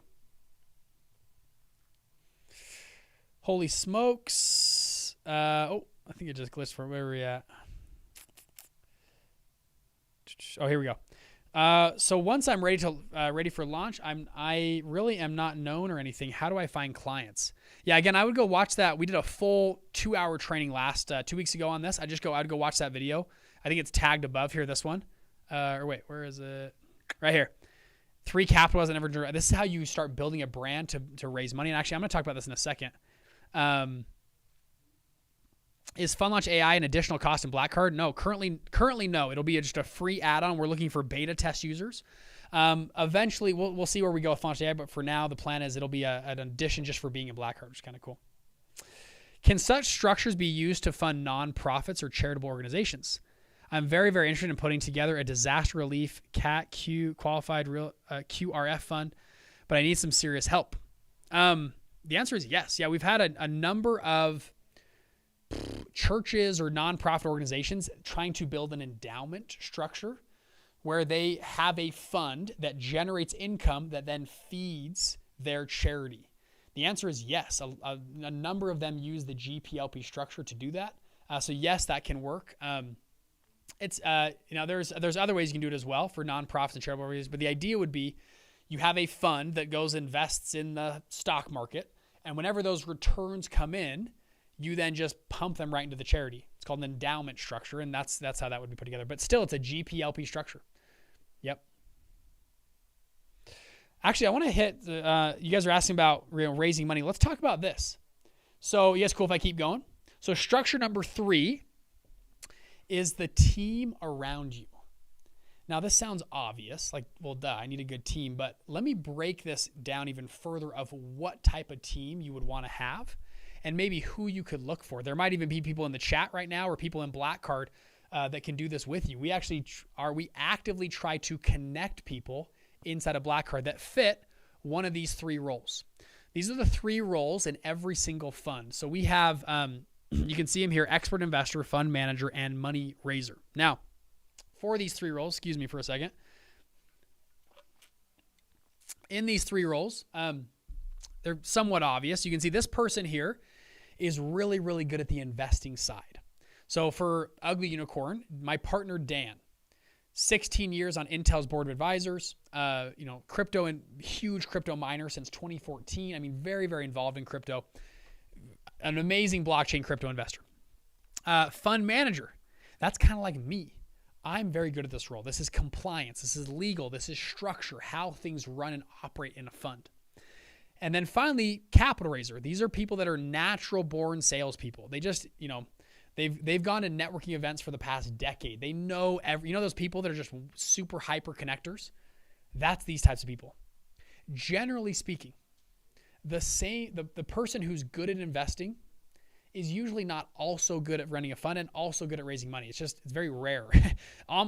Typically no one does this alone.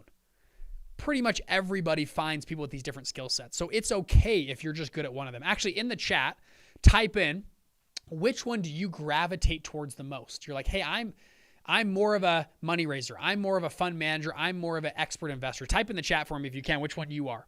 So what we do in our fund, Dan is the expert investor. I'm the fund manager, and both of us we're pretty decent capital raisers. I'd call myself a pretty good capital raiser. Both of us raise capital together. And so we go message and work on that together. That's how we split it up. When you grow big, each one of these roles there's going to be 10 people helping with fund management. And there's going to be 7 people helping with expert investor. There's going to be 5 people helping with capital raising. Okay. But each one of these buckets needs to be fulfilled. Okay. Now in Black Card, we've had a number of people join Black Card, and they just joined and they're like, I'm really good at expert investing. And then they, inside a Black Card, go find someone else who is a money raiser or fund manager. Then they team up and they go launch an amazing fund. Okay. So that's one of the big pieces. Like we have a full back-end Slack channel, other things that you guys can message and meet one another, drop deals in, all that kind of stuff to help meet other people in Black Card. Now, let's go a little bit further, okay? So when I break down these 3 roles, okay, so you follow, you got my 3 roles. I'm going to put them on the side over here. So you have my expert investor, fund manager, capital raiser, and then I'm going to add a 4th one is just third-party partners, okay? This is, by the way, the fund waffle. I started to draw like all the roles in a fund, and then it started to look like a waffle, and I was like, hey, let's just call it the fund waffle. So here we are with the fund waffle, all right? Actually, I'm going to put on, hold on one second. Hold on. I'm putting on my Canadian hat here. Hey, how we doing, huh? I'm going to try my best Canadian accent. I am half Canadian. My mom is from Alberta, Canada. So, hey, up north, we got a lot of snow, a lot of ice, moving the puck around. We play a lot of hockey. It's pretty good. So the fund waffle, we love eating waffles up in the north, eh? We got maple syrup, all the good stuff. It's all good. So we got the fund waffle here. We got our 4 different categories of fund waffle, all right? So just stay with me, all right? No chirping me in the chat, all right? Fund waffle, we got 4 categories. Expert investor, category number 1. Here we go. We got our investment officer, underwriter, investment committee, board of advisors, and asset manager, all right? Now, day 1, the expert investor, you're probably doing all those roles, okay? You're probably the one doing all those in there. You don't have much help. But over time, you're going to try to find a few people. All right, I can't do this accent anymore. That's pretty good, though. That was pretty good. Well, over time, how'd I do, chat? It was not too bad. Over time, you're going to find people to fill those roles. But again, it's good to have an understanding of these. Now, number 2, fund manager. You got in-house legal, internal audit, compliance officer, financial officer, KYC, AML. These are a lot of the roles that start being filled over time. Capital raiser, you have investor relations, event coordinators, copywriters, pitch deck designers, website builder. That's kind of what's going on in your capital raising bucket. And then finally, third-party partners. So third-party audit, administration, prime brokers, banking partners, insurance, that kind of stuff. Now, inside of Black Card, I mentioned you're finding other people to help fill these roles. We actually have about, I think we're coming up on 30 different, don't quote me on that, but I think it's around 30 different third-party partners inside of Black Card that work with our Black Card members and help put stuff together for them. So, but again, whether you use our stuff or other people, you got to go find these different people inside of your fund. So as you're thinking about building a fund, you're also thinking about building a team, right? It's great funds have great teams. And these are the type of roles that you're looking for in your teams when you're starting out. Now, I'm going to say this. I'm going to put my Canadian hat back on. Hey, make sure you have third-party audits and third-party administration, all right? So make sure when you're up north, you got, a bunch of caribou running around. You got maple syrup. You got Canadian bacon. Make sure, along with all those great things on God's green earth, you have third-party audits and third-party administration done for your fund, all right? I don't want to hear nobody around here say, I don't do third-party audits. You sound like Bernie Madoff. If you remember Mr. Madoff, Mr. Bernie Madoff is one of the biggest scam artists of all time, okay? 30 plus years, he never did an audit. Never. Not once. No audits. And he said, if you want an audit, you go somewhere else, okay? Which is crazy. Now, we've had a number of fraudsters come out recently and other stuff. What's funny is none of them do third-party audits. An easy way to separate yourself from the wheat from the chaff is do third-party audits, okay? So when you're up there, you got your maple syrup, you got your Canadian bacon, you got hockey, right? You also do third-party audits and then third-party administration, separate things that'll keep you clean, and make sure you're buttoned up and done the right way. All of our funds that we have at Fund Launch, like the funds that I run, we do third-party audits. We make sure that happens. All right. My Canadian family, I'm sure, hates me right now. You know what's funny? How'd I do, Briggs? Was that all right? He's giving me 7 out of 10, 8 out of 10. All right, he's being nice. It's probably like a 4 out of 10. All right, but make sure when you're building out your team here, do compliance about most important and build this thing out. Okay, is that making sense? All right, let me see. Let's go back to the chat here. All right, I'll answer a few questions here as we go.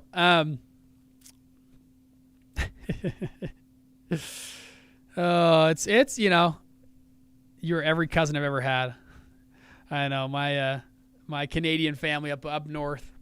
I think I was getting away from, it was going more like Minnesota by the end. It was kind of going more, I was kind of getting out of Canada, going more Minnesota. All right, so drop questions if you have them here on team though. But this is, anyways, this has been been pretty good. Now, let me go a little bit deeper here. Let's talk about building out your edge in your fund. Okay, so when building out your fund, the main question people are asking always about raising capital in the chat. I saw like 10 questions. How do I raise capital? How do I find people to raise capital? I met with this amazing mentor, $1 billion mentor a few days ago. And he said something that just stuck into me. He said, marketing and or sales is a tax on having a bad product. Marketing and sales is a tax on having a bad product. Every month that you have to go pay for more marketing and sales is just a tax that you have to pay because your product isn't good enough to sell itself. And I was like, ooh, that's crazy. I wrote that. I got to write that down. And the idea is, he goes, imagine if I gave you a teleporter and I literally invented something that could teleport itself. What I need to if I gave it to you, he's like, Bridger, if I gave you this teleporter, do you think how quickly would the whole world know about this teleporter? And I'd be like, man, pretty quick, because I'd probably tell some friends. They would tell some friends. We go use it. He's like, I could do zero marketing and sales, and the whole world would know about my teleporter in a matter of months because the product was so good. Okay? Now, all that being said, marketing and sales does help. It's, it's gasoline you dump on the fire. But the core of it is making a good product. What I try to do for my funds, and what I hope you do in Black Card and other stuff, is make a fund that investors are dying to have. That's the majority of the time that we spend in fund launch is helping people build out an incredible offering. Build them a product so good that they can iterate and build that has a very strong edge, that when an investor sees dang, I got to get involved in that. And man, I got to tell my 3 friends about this because this thing is awesome. Okay. Now there's 4 distinct, y'all follow my little analogy there? Hopefully it's all right. I got 4 distinct ways you build out your edge and have an edge in your fund. And by the way, each one of these categories can shift depending on what you're doing. So category number 1 of what an edge is, right? When you're pitching your fund, people are like, hey, tell me about your edge of your fund. What gives you a unique edge? What makes your fund better than the competition? Category number 1 is your asset class. Okay. This can or cannot be an edge. So remember when AI, and still AI is kind of coming out, artificial intelligence, a lot of funds that were like, hey, we are AI focused, we're only investing in AI, just per the asset class, it gave them an edge because it was an emerging asset class that lots of people were interested in, and it was somewhat new. It hadn't been saturated yet. A lot of money flowed in that direction because of just the asset class that was presented. Blockchain and crypto is an interesting asset class. You can look at new examples in real estate, like flex industrial real estate in some areas of the country is very hot. And just by having a unique or compelling asset class, it gives you an edge over competition. Y'all following? Okay, that's potential edge number 1. Now you got to decide which, how you want to build your edge. Edge number 2 is your strategy. This is pretty obvious. How do you capitalize on that asset class, right? Your strategy. Hey, we deploy this, proprietary strategy when we trade in the stock market that helps us get above average returns. Being in the stock market isn't that compelling of an asset class. I mean, it's not an edge, but our strategy on that is an edge. Y'all following? So that could be your piece of your edge. Okay. Edge potential number 4 is your team. Okay. We talked about a second ago, your team. Imagine if I came and pitched you a fund and I said, hey, we've got, we have this brand new fund that just came out. We've got Warren Buffett is heading it up. We've also got Jeff Bezos and Elon Musk all as the management team on this fund. Man, I don't even care what the asset class is. I don't care what the strategy is. I'm very compelled to invest. You got Warren Buffett running, and Warren's getting a little old, but think of someone like Warren Buffett. You call it Ray Dalio or Ken Griffin, whoever it is. Like, I'm in. It doesn't matter. Like, the team is so compelling. Like, dude, I'm in. Right? That's the edge because the team is just so good. Now, for most emerging funds or startup funds, this can be a little hard because this is your first time fund. What I would tell you to do is go find other team members that can fill that spot with you. If you feel like, man, I would really benefit from having a Harvard degree, well, Harvard graduates a few thousand people a year, every year. Go find someone with that Harvard degree that you can join, like, be on your team. You'd be surprised how many people hope and they sit up at night wishing one day that they could figure out how to go build a fund or be on the GP in a fund. People go to business school and management schools, they're hoping one day I just want to be on the GP. And when you come to them and say, hey, I know how to build it, I can put it together, I'm going to give you shares in the GP, you'd be surprised how many people want to partner and work with you. It's pretty darn cool. Finally, the last edge here is your structure.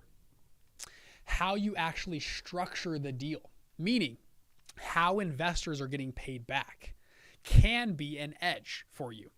This can, again, these are all options for an edge. And I'm gonna go a little bit deeper on this to give you an example on this. So let me, I'm gonna switch. It's gonna go black for a second. Give me a second. So let's go a little bit deeper. So when building out, okay, it should be ready. When building out your edge here. So my dad on his first bridge loan fund, so here's your edge. His edge kind of looked like this. Can you guys see that okay? So he was doing bridge loans, which is not really compelling of an asset class. It's like whatever. His strategy was pretty good. Okay, so pretty good strategy. His team was pretty average, so nothing there. But his structure was very unique. He told investors there is a 0% management fee, so no fees. Furthermore, we don't make any money as a team until you, the investor, make 16% first. It's kind of cool, right? So an investor would come in and say, hey, there's no fees. We don't make, as a fund, we don't make any money until the investor, you, makes 16% first. And then after 16, I think he did like a 50-50 split. And then if we get over, I think they said if we get over like a 25% return, we then, the fund, we take 100%. And for a lot of investors, that was a very compelling structure and a reason they're like, man, these guys are putting their money where their mouth is. No management fees. I make 16 first. That's pretty darn good. And they raised a lot of money with that structure. They did pretty darn well. If I zoom up, this is kind of how Ugly Unicorn and Fund Launch Partners looks. We have what we believe is a compelling asset class. GP stakes and blockchain are both compelling asset classes. Gets us in more rooms. We also believe we have a pretty good strategy. Our team is, I would say fine. It's good. It's not unreal, but it's not bad either. It's pretty good teams we have. Our structure it's pretty standard. It's 2 and 20. 2% management fee, 80-20 split. Nothing magical about our structure. It's not part of our edge. It's just standard. Is that making sense? This right here is your competition.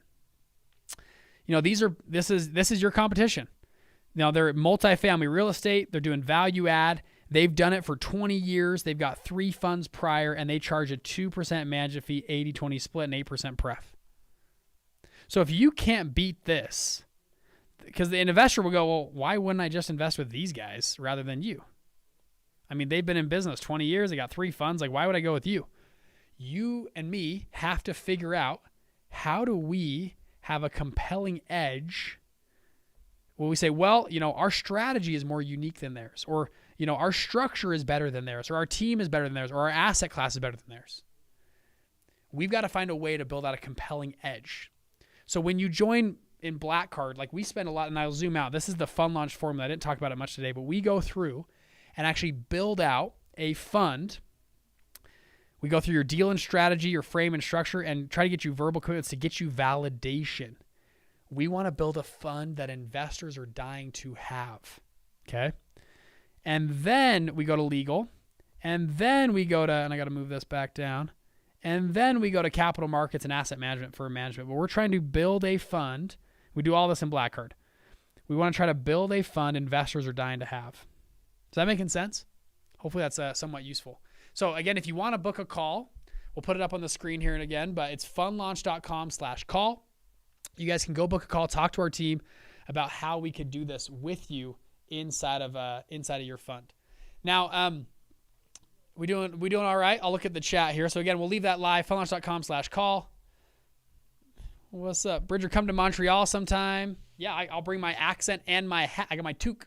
I'll bring my toque up to Montreal. I love it.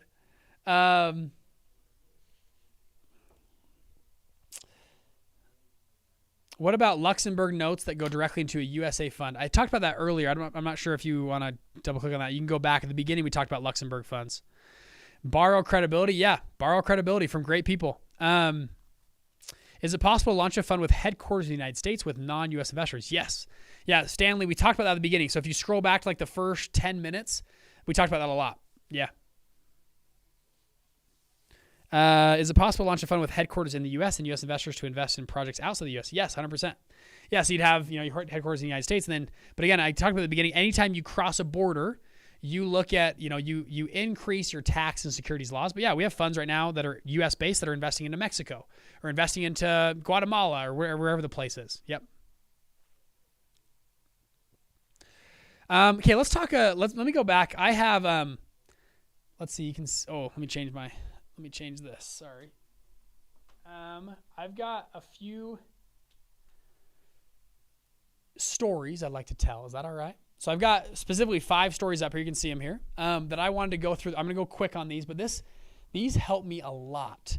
When I know some people might be sitting here like, Bridger, this is cool and all. Like, I'm on the fence. I saw a comment just barely on the chat. Like, I was thinking about doing a fund or jumping in or making the leap, which is a huge thing. And I wanted to share a few stories about my journey as being an entrepreneur, going from, like you see there, a wantrepreneur to an entrepreneur and what I did. I'll go through these pretty quickly. I want to share you story number 1 though. Okay.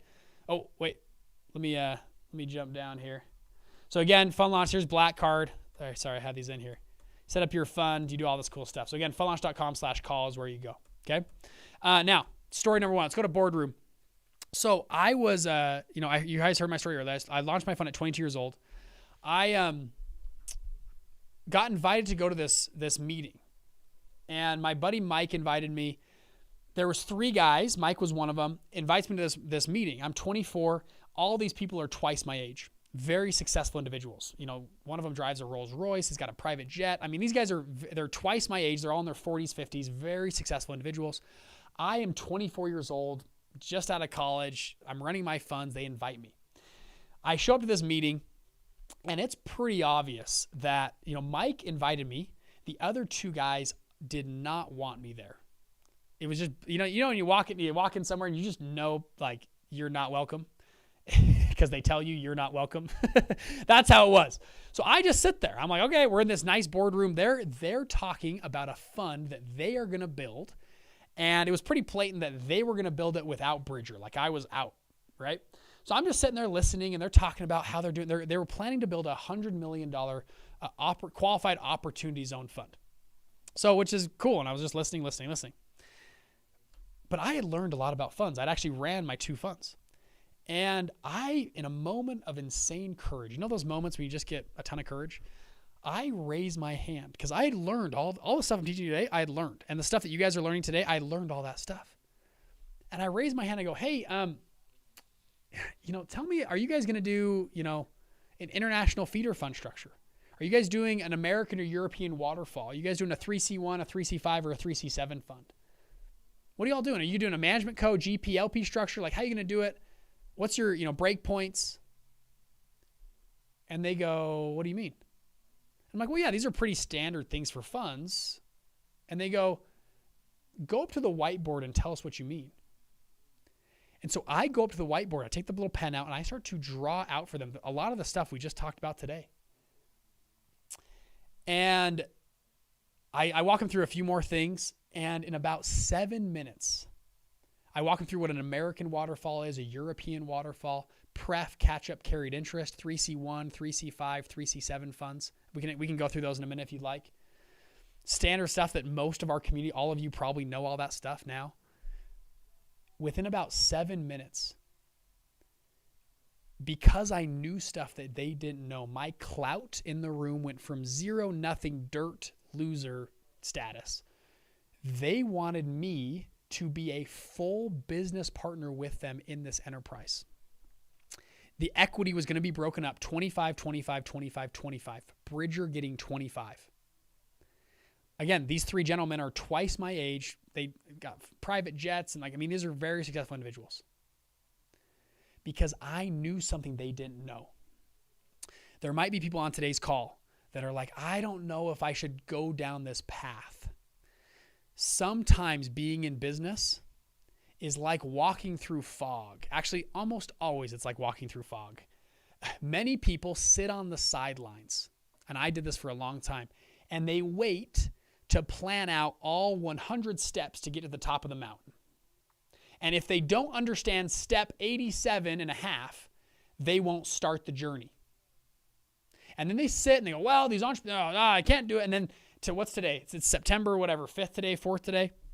And then they wait a couple weeks. They sit on their hands. And then, Halloween's around the corner. And then it's the holidays and it's football season. And then, it's Christmas already. I can't start a business during Christmas. And then the year is gone and it's January 1st. And you get back, okay, let's set some goals for 2026. And you start writing goals for 2026.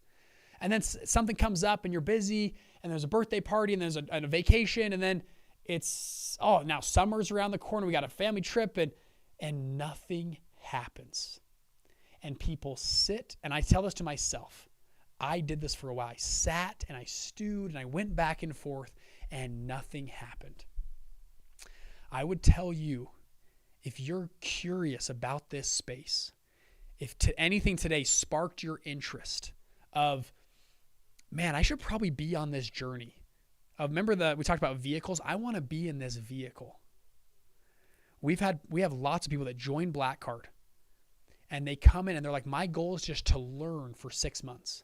And they talk to everybody. They hop on all the coaching calls and all the stuff. They go to the events and everything. And they just consume it and it becomes who they are. And then 7 months in, they get the chance to sit in a boardroom and they understand funds because preparation met opportunity. And then all of a sudden they go, I know about funds. I'm in a group that does funds. I understand all of that. And they now are introduced to a new business opportunity that never would have been possible because they didn't have that kind of information. Proximity is power. Being in the know is power.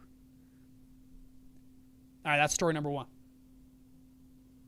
So again, if you want to book a call, funlaunch.com/call to talk about getting in the room, being in the right spot with us, okay? Number 2, 6 businesses my first 2 years of college. Now, I shared this a little bit earlier. I hopped around business ideas, and I kept trying stuff. And actually, I'm gonna jump down with this because you guys heard that story earlier. And I finally, though, I was doing Chinese tutoring, and I found that was a bad business vehicle. I wholesaled 2 houses. It just wasn't scalable. I built websites for people. We were making like $1,000, $2,000 building these websites for people. But it was very hard to scale. And then I figured out funds. And I said, if I'm going to spend a career in something, I might as well go into a career that has produced the most billionaires of any asset class on earth. There's an old saying, like, the number 1 category of millionaires is, what is it? Real estate. Real estate has made more millionaires than any other category. The number 1 category of billionaires, billion with a B, billionaires, is private equity and investment fund management. If I'm going to dedicate my life to something, which is what it takes, by the way, to be successful at anything, is you have to dedicate your whole life to something. I might as well pick a vehicle that can go and take me really, really far. All right? Now, on that note, I'm going to skip down to story number 4. For a long time, I was a wantrapreneur, and I didn't realize it. During this time period, I loved talking business. I loved reading the business books, and I would go on dates. I was single at the time. I was going on dates in college, and I would tell girls I was on dates, oh yeah, I'm starting a few businesses. Like, I'm a business guy. Yeah, like I got this side hustle going. I got these other things going. Like, I loved talking business. And then finally a mentor sat me down and said, Bridger, you're not an entrepreneur. You're a wantrepreneur. And it hit me like a ton of bricks because it was true. And oftentimes we don't like to admit the truth in ourselves. You know what I'm talking about? The truth cuts deep because it's true. And I was like, huh. And he goes, Bridger, stop telling people you're an entrepreneur. You're not. At least not yet. And he says the jump between a wantrepreneur and an entrepreneur is an entrepreneur actually does stuff. An entrepreneur actually gets stuff done. They actually make decisions and move. A wantrepreneur talks about business, but the moment decision comes, the moment they get an opportunity pops up, they go, well, I can't because of money and resources and time, and I got something going on, and they back away from it. And they stay wantrepreneurs for a long time. I read a great book by Steven Schwartzman. He's the CEO and founder of Blackstone, one of the most successful private equity firms of all time. He shared a story in there that I thought was interesting because I had done something similar. He goes, at a point in his life, he wanted to learn Mandarin Chinese. And so, like a lot of us, he's like, okay, I'm going to learn Mandarin. I think he was in his 40s at the time, 40s, 50s. He's like, okay, I'm going to hire a tutor. And so he hires a tutor. And the tutor starts teaching him. And he's like, this is great. I'm learning Mandarin. He, once a week, the tutor would come to his house. They spent an hour, doing Mandarin. He had some notes and some stuff. So he spends a year doing this, and he's consistent. For a full year, he spends learning Mandarin. He goes, I hopped on a plane. I flew to Beijing because I think he had a charity organization there. He flies to Beijing. He gets out and he starts and there's students there that had also flown in that had been on the campus for about a week or two. And these are American students that had flown to, China and were there. And he goes, I was thoroughly disappointed because I had spent a year learning Chinese, and these American kids that had just shown up in 2 weeks had better Mandarin than I did. And he goes, I was pretty bad at Mandarin Chinese. And I feel this because I went to Taiwan for 2 years and tried to learn Mandarin Chinese. And actually, I got decently good at it. And he goes, I was so fresh. I'm like, are they better than me? Are they younger? Like, maybe my brain's getting old. Like, why can't I learn Chinese? I spent a whole year doing this. It's going to take me 20 years to be fluent. But then he actually did the math. If you're doing 1 hour a week for 52 weeks, that's 52 hours. These college students that had just flown in from America had been there 2 weeks. And every waking hour of every day they had spent learning Chinese. They had probably in 2 weeks already spent 80 to 100 hours learning Mandarin Chinese, if not more, in 2 weeks. And he went, I guess it's not that I'm dumb or I'm old. I just haven't spent the hours doing it. And I thought because I spread it out, I was getting more traction, when in reality I needed to focus and go all in. Now, how does that apply to business? I have two friends that have looked to do a business venture for like 3 years. And they talk about this business and they think about it and they kind of like, they have a logo they put together.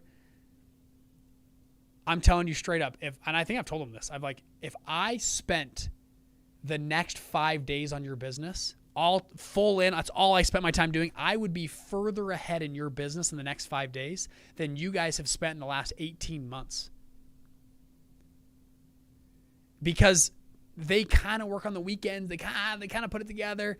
They like to talk business. They're wantrepreneurs. They're not entrepreneurs. And I had to learn this the hard way. I did this for years and years and years. I was a wantrepreneur. And finally, it took me jumping in and moving in to actually become an entrepreneur. And so today, we've talked a little bit about Black Card and other stuff. You guys can do whatever you want. But with anything, I'll just tell you, with any business thing you're doing, at least for me, I am terrible at doing stuff halfway. I have to be all in. I have to be very involved, very in depth with it. Otherwise, it doesn't work. My 6th business, my first 2 years, kind of floundered. They kind of didn't do well. And then my 7th business did extremely well. My 8th business was Fun Launch, which is an Inc. 5000 company. My 9th business, 8-figure company. My 10th business, 8-figure company. It's not just magic. It's like, Bridger, what changed from your first 6 to your last 3 or 4 that are now crushing it? I think I changed from an entrepreneur to an entrepreneur. I decided to go all in, and I learned the skills where Preparation met opportunity. And again, that's what we try to do with people in Black Card and Fund Launch, is help them do that. So now on that note, actually this dovetails well into story number 3. So I want to take you back to the first event I ever attended. Okay. So I went to an event, Mason, my business partner, drugged me there. I was in college, and this was an online marketing event in, I think, Boise, Idaho. So we drive up to Boise, Idaho. There's like 200 people in the room.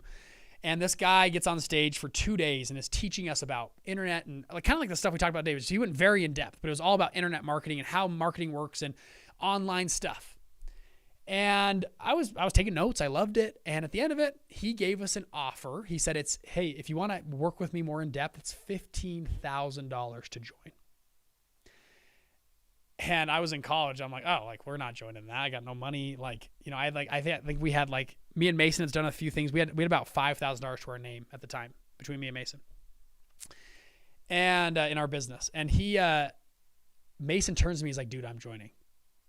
And I'm like, whoa, what? And at the time we were kind of business partners we were building websites and kind of doing other stuff online. We're trying these, during these first 6 businesses, that's kind of the time period. And I was like, dude, what? He's like, you got to join with me. We had a company. We had just created a company card. He's like, dude, we got to use the company card and let's take the $5,000. Let's buy this thing. And I'm like, no, we are not buying this thing. We only have $5,000. Why? It's $15,000. We don't even have the money to buy it. And he goes, Bridger, if you don't do it, I'm doing it by myself. So you can either come with me or you can, go somewhere else. And I had to make a decision. And and it took Mason he's like, dude, if we do this the right way, we could make all this, we could do really well, make tons of money. And I was like, I know you're right, but I don't want to and he goes, you have to pay to get into this thing.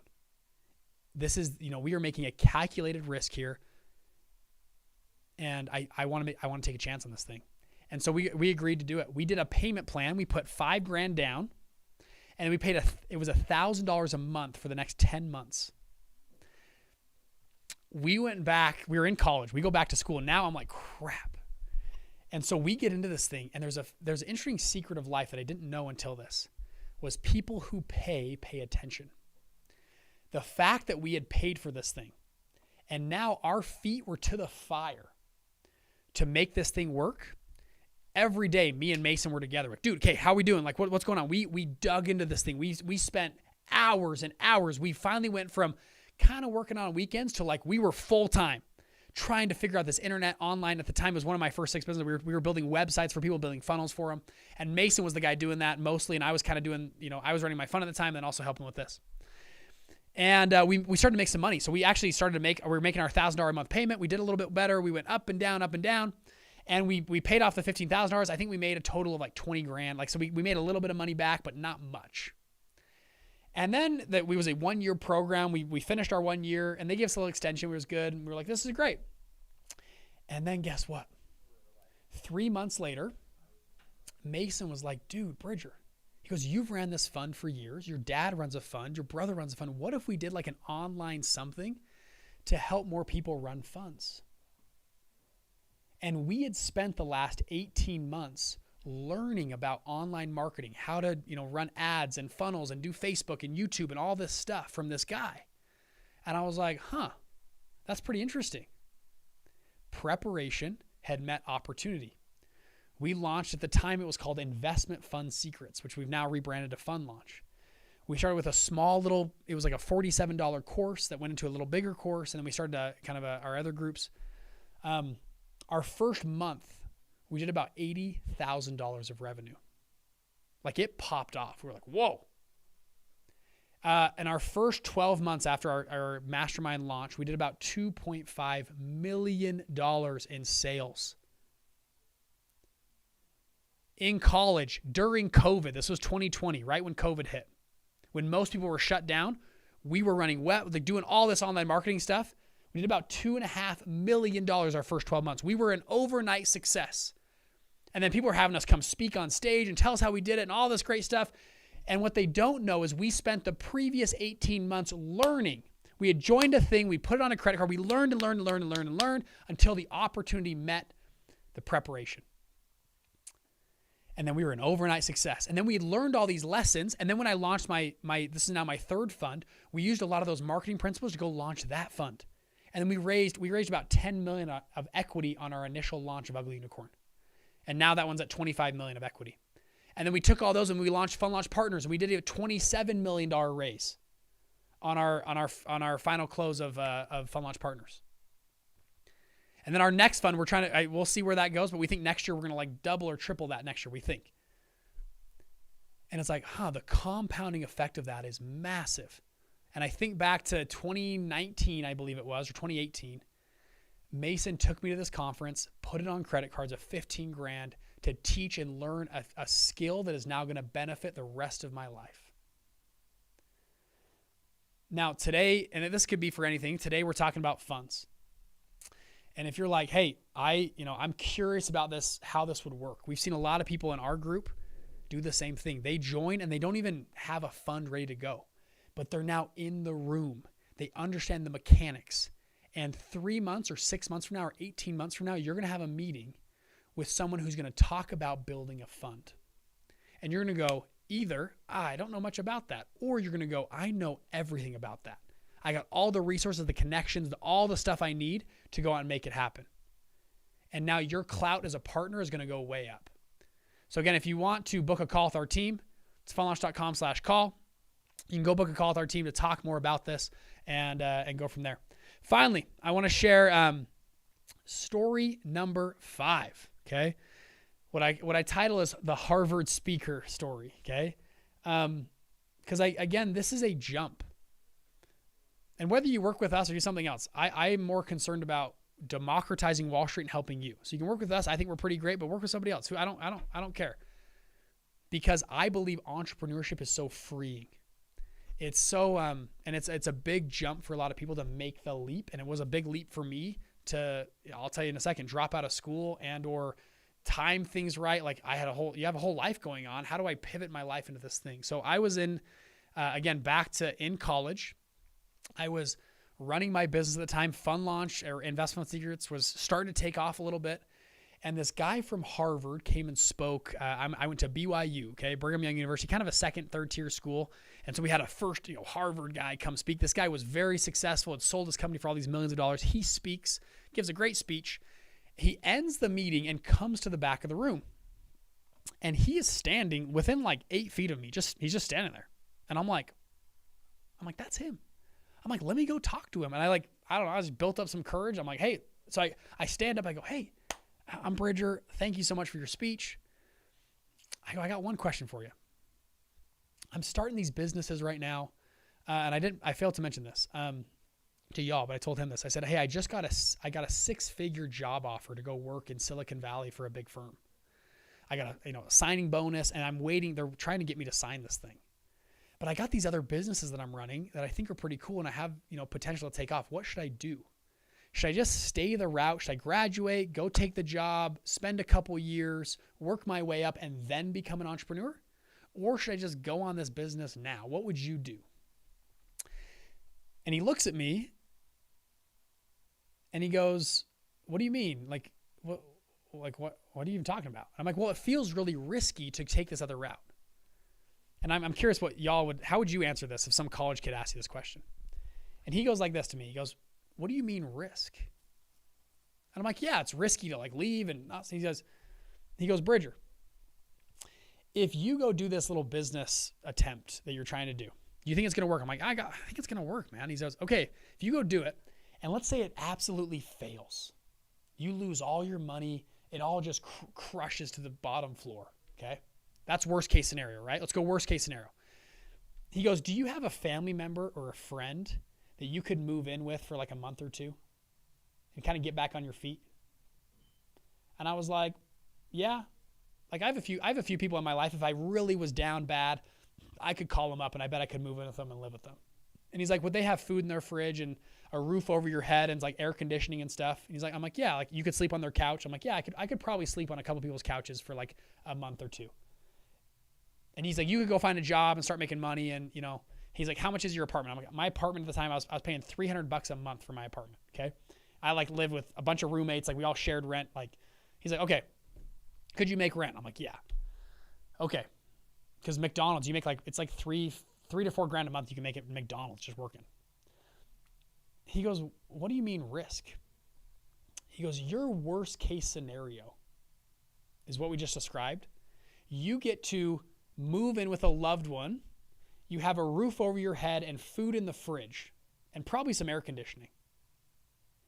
He goes, your worst case scenario is better than 90% of the world lives right now. I was like, huh. He goes, you live in America. He goes, bro, we have bankruptcy. We have all these nets that catch you. Food stamps. You have family around. You can go and what? You lose all the money in your bank account? How much? He's like, how much you got? I'm like, I got like $5-10 grand in my bank account. Okay, you lose 10 grand? Like, whoop-de-doo. He goes, best case scenario, what happens? I'm like, well, we make millions of dollars. He's like, okay, so best case scenario, you make millions of dollars. Worst case scenario, you live better than 90% of the world lives right now. He goes, I don't think you're talking about risk. He goes, furthermore, if you go do this big business venture and you fail, in America, we love entrepreneurship, even failed entrepreneurs. Like if you came and interviewed for my company and you wrote down all these businesses you tried to do and what you'd done and you actually went after something, you're a much more interesting candidate for me to interview than the kid who just got a perfect straight A's and never took a chance in his life. He goes, I'm actually more compelled to hire someone like that, that's like you, that took risks and make stuff happen rather than the perfect kid that just got all the perfect straight A's. He goes, furthermore, schools will always take your money. You got into this school in the past. If you leave and come, they will always take your money. You can always get back into school.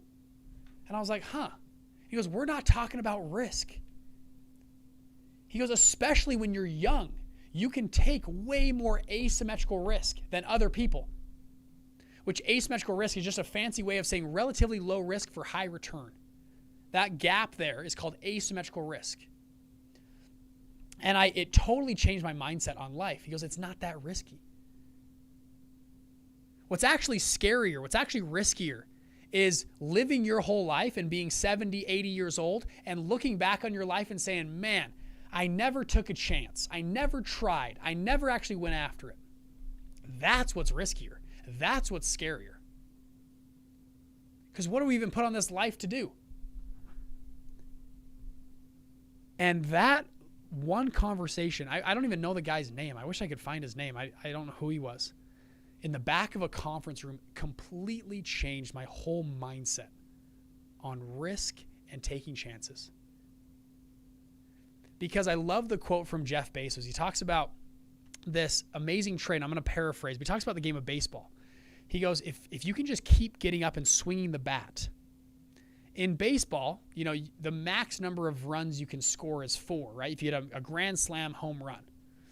Because if we keep swinging the bat, sometimes we hit a double, a triple, and sometimes it goes over the fence.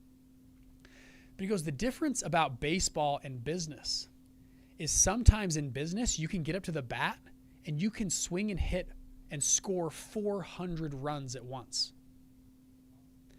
The amazing thing about business is this asymmetrical opportunity, especially in funds, that if you can figure out this game, and it's okay if you keep failing, you play what's called a power law, which if you've been in Vegas or gambling or done venture capital, you keep playing the game and you keep, for example, there's a strategy in roulette where you keep doubling your bet until you just double, you go on black, double, then you double again, then you double again. Some casinos had banned this because it works so well. You keep playing the power law until you hit it big. And then once you hit it big, you pull the chips back. Same thing's true with business. But what's cool is you don't just double your money. Sometimes you can hit a 400-run home run. And it's actually not that risky, especially if you live in America. Okay? Those stories actually changed my life. Now, again, we have Black Card, all this other cool stuff. You guys are welcome to talk to our team. It's funlaunch.com/call. We help you with putting this all together and building out your fund. All right. We'll leave this up for a second. Actually, let me pull up the chat. Hopefully that hit home to a few people because they hit home to me. Okay. Thank you, William. Your story is inspiring. It's awesome. Asset investment management, incentive fees stay in your fund and compounds year after year, earning your fund's return. Actually, we're going to talk about returns here in a second. Yeah, if you want to help setting up your fund, you go to finalize.com/call. Are you almost done? I booked a call, but I have a meeting at 3. I would go hop on your call with my team. You can come watch this recording. It'll be live on YouTube. Yep. Go hop on your call if you booked a call with my team. This is my 5th business I own. You have to have the right people with you to join you. It's a lot of work. I won't lie. 100%. Anything in life worth doing is going to take a lot of work, and that's okay. Actually, let's talk about this for a second.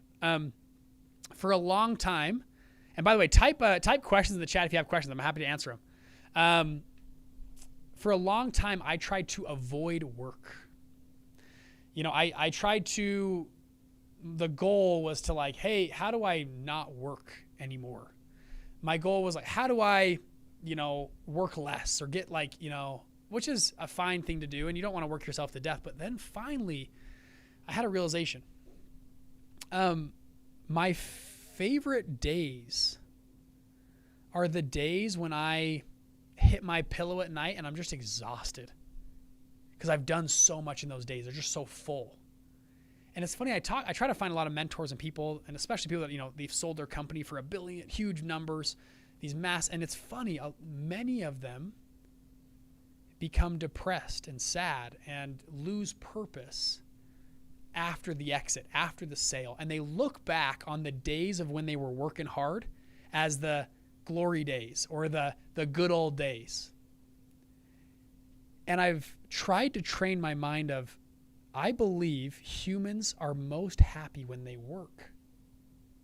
Now, let's define work. You can work for money, but you can also work on other things. You can work on your kids. You can work on your relationships. You can work on your golf game. You can work on your garden. You can work on a charity. But I believe the human condition, humans are meant to work with that broad definition of work I just explained. Humans are happiest when they're growing, they're contributing, they're actually building something. That's why you see people like Warren Buffett and these other ones that they're working into their 90s. Now, I hope, Bridger, I don't have to work for money until the day I die. But I believe I've changed my mindset to stop avoiding work, to tell myself I'm actually happiest when I'm working with that broader definition of work. And I am going to work until the day I die because it's what makes life full. And I want to work on my kids and my family and my career and my legacy. I want to work on something. And it's actually an amazing cause to work. If you're biblical, one of the first commandments God gives Adam and Eve is to go work and till the ground. I believe it's part of the human condition. Humans are happiest when they work. And so running a business takes a lot of work. But it's like choose your hard. Choose which hard you want. It's hard to be married. It's also hard not to be married. It's hard to have kids. It's also hard not to have kids. It's hard to run a business. It's also hard to not run a business and go work for somebody else for 40 or 50 years. Kind of choose your hard. Which hard do you want? Both are hard. Now, some of them though, if you go run a business and you do 40 years of work in 3 years, you actually sometimes can hit a huge home run base, triple 500 home runs all at once. And it changes the dynamic of how you think about work going forward. I love the quote of, I try to work like others won't so I can live like others can't. That's what we're talking about. All right, let's go more fun stuff. You guys still with me? We got still people live here? What's up, y'all? Give me a hello and a yes if you guys are still live. And also if you can like this, it'll push this out to more people on YouTube. So hit like on this if you can. Yeah, what's up? Type in the chat for me if you're still there. I know there's like a 15-second delay. So type in the chat, tell me a hello, and hit that like button. It'll push this out to more people. All right, let's talk about how fund managers make money. So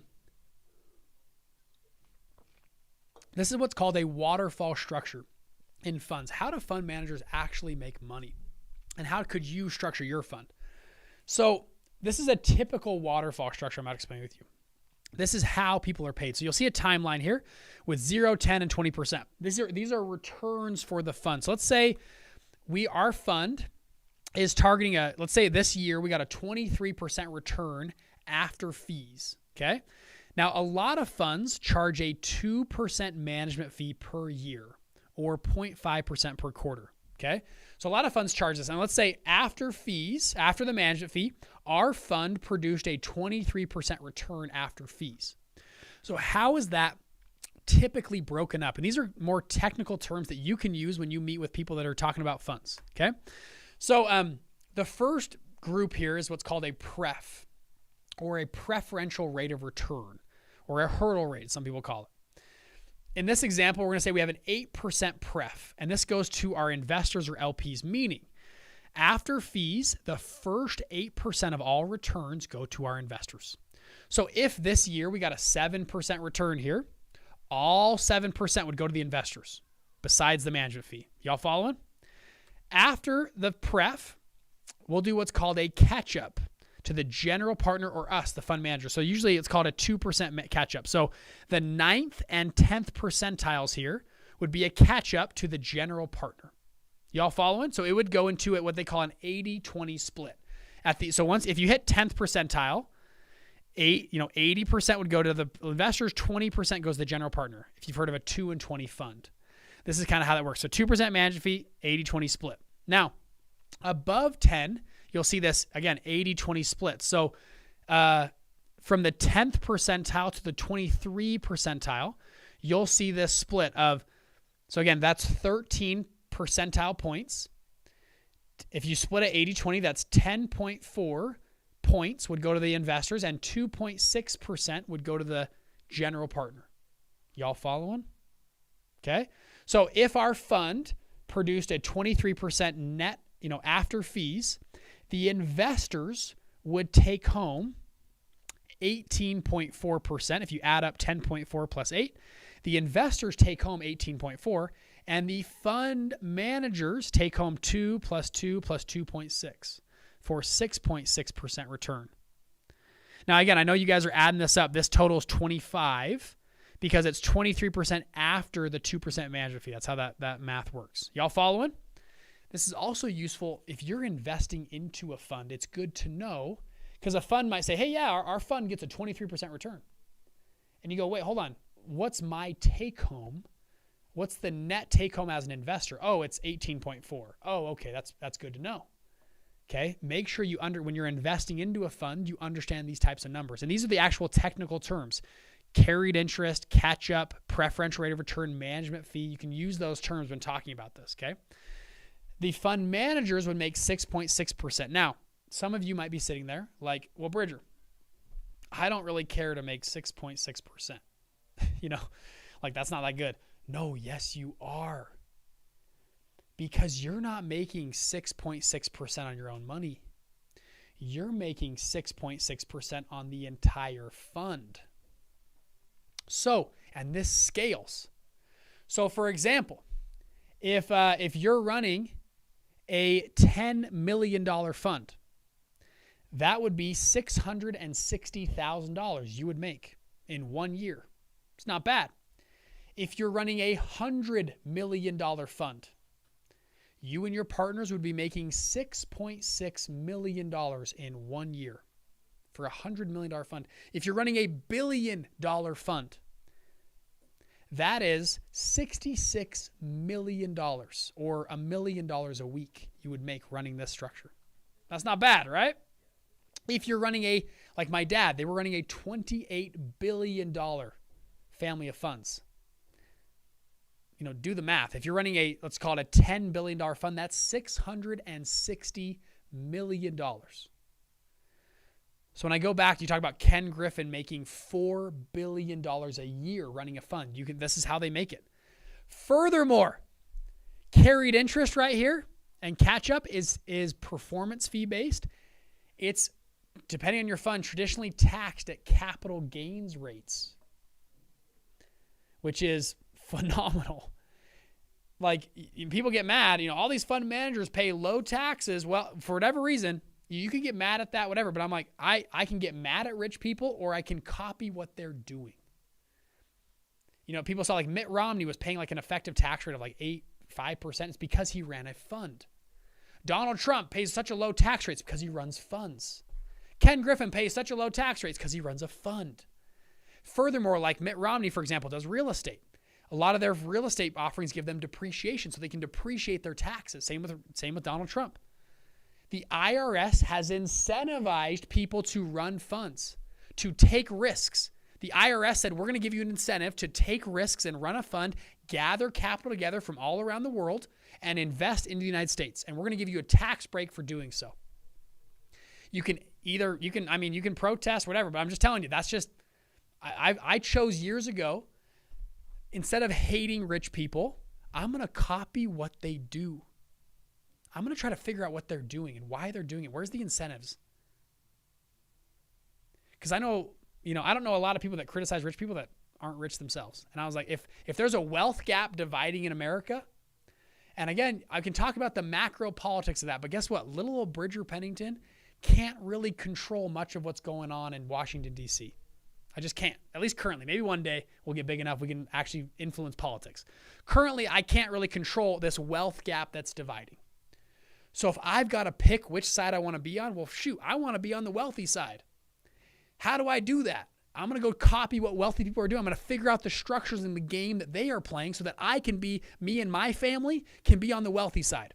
And then once we're on the wealthy side, maybe we can come and figure out how to make this thing work. But you got to sometimes beat the system to change the system. You know what I'm saying? You got to play the game. And I'm telling you what, this is an amazing game to play. It's fund management. This carried interest, this is why people go to Wharton Business School and Harvard and Stanford. They hope one day they can get a piece of carried interest because it's so juicy. And that's how you can go build great teams and incentivize people to come with you because you're like, we're running a fund. We're doing a private equity fund. You'd be surprised how many amazing team members you can bring together and come in and do all that.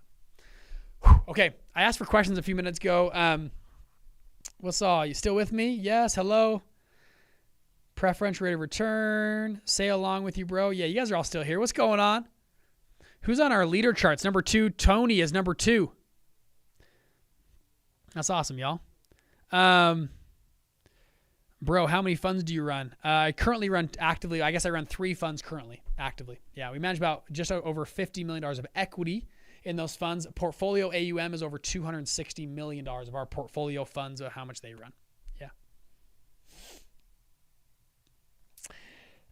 Okay, pretty cool. What if you're just good at trading and analysis, but awful at raising and administration? Is it possible just to freelance at a fund? So what I would say, we just talked about this. I'll go out here. Build a great team. That's what we help you with Black Card. So if you're curious about that, I'd go to funlaunch.com/call. But if you're really good at the expert investor side, go find a good partner to help be your fund manager and money raiser. We have lots of them in Black Card, of other people in Black Card that want to partner and join with people around you. So I'd tell you to go do that. All right, y'all. Let's see. How we doing here? Can see here. So yeah, here's the back end, funlaunch.com/partner. Yeah, pretty cool. So go check those out. Now, I'll come back here. Let's answer a few questions. I promise we do a little Q&A at the end. So drop, if you have a comment here, drop it in the chat. Let's talk about just 1 or 2 more things, and then we'll kind of wrap up today's call. But I promised, and if you're on the leaderboard, I'll give you preference for your questions. So if you're, we got this new ranking thing on YouTube. It's kind of fun. So if you're one of the leaderboard people, or I think you can pay for your comment or whatever, we'll give preference to those people. So let me change here. As promised, we'll kind of whiteboard some stuff out. So let's go over here.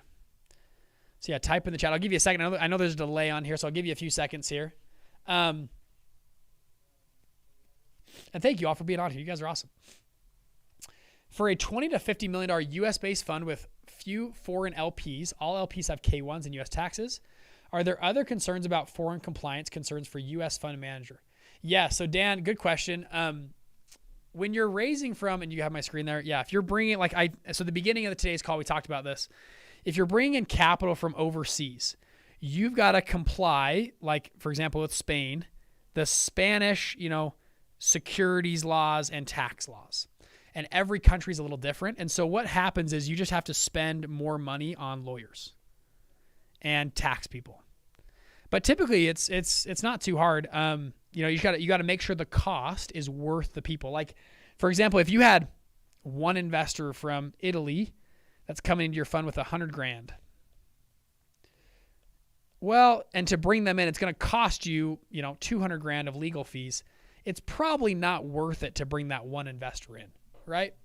But if you have one investor from Italy that's going to give you $25 million, well, yeah, it's probably worth the extra 100 grand of legal and tax costs that you got to do to get that Italy investor in.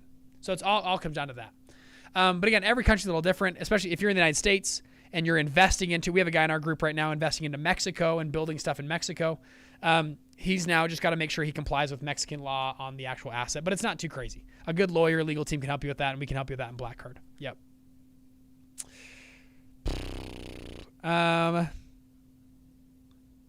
I can't get mad at rich people, or I can just copy what they do from Bridger. Yeah, there you go. What is the hottest asset class and strategy these days? Where is dry powder actually being allocated? So a few months ago, me and Lincoln went to the Greenwich Economic Forum. This is a club you have to join. There's, 200 to 300 big wigs on Wall Street that all come. Ray Dalio speaks at it. He comes every year. A bunch of other huge billionaires come. I met the owner of the Celtics at it. I got his phone number. It's really interesting group. A few asset classes that they were hot on. Number one, obviously, artificial intelligence is very hot. It's been hot for a while. A big one right now, is private credit. Because interest rates have been so high, private credit is, people, you can go get a loan from somewhere else. Many of these private credit funds and shops have popped up and raised lots of money. We were at lunch, and we're there, and we're doing our thing, me and Lincoln, and the two guys sitting at dinner with us or at lunch with us. He's like, the one guy, they had just raised, I think it was a $7 billion fund for private credit. Another one, he had raised around $20 billion with a billion dollars of private credit. We're sitting at lunch with them, and they ask us like, oh yeah, and we're like, yeah, we just raised 50 million of equity, and they're like, oh, cool. Like it was just like we're in different like totally different leagues, right? But private credit was very, very amazing being in those rooms and rub shoulders with people. And we're like, we're going to be there one day. We'll be running a deca-billion-dollar family of funds here pretty soon. Private credit was very hot. Obviously, blockchain, emerging technology is very hot. But furthermore, U.S. domestic investment right now, data centers very hot right now with all the stuff that Trump is doing with the tariff war. Manufacturing in the United States, flex industrial is a hot space right now. So there you go. Yeah, staying on. Yeah, so this will be live on YouTube. So if you guys want to come back and see this recording, it'll be just on YouTube. You can see our previous recordings on YouTube as well. So YouTube is we're trying to be our hub for these live streams. You guys are awesome to be live right now. So we're doing questions live, smart choice. Drop any of the questions you guys have. Let me scroll up here. I think we've answered most. Let's see. Incentive fees, stay in your fund, compound. Yeah, so you can leave so those fees that you earn, you can leave in your fund. Exactly right. You can leave those fees in your fund and keep compounding, again and again. Okay. Let's see here. Yeah, type questions in the chat if you have them. Thanks so much for your time. Yeah, you guys are awesome. What are the questions y'all have? And by the way, if you're on the fence or want to learn more or see how this would work for you, go to funlaunch.com/call. And you guys can go book a call there.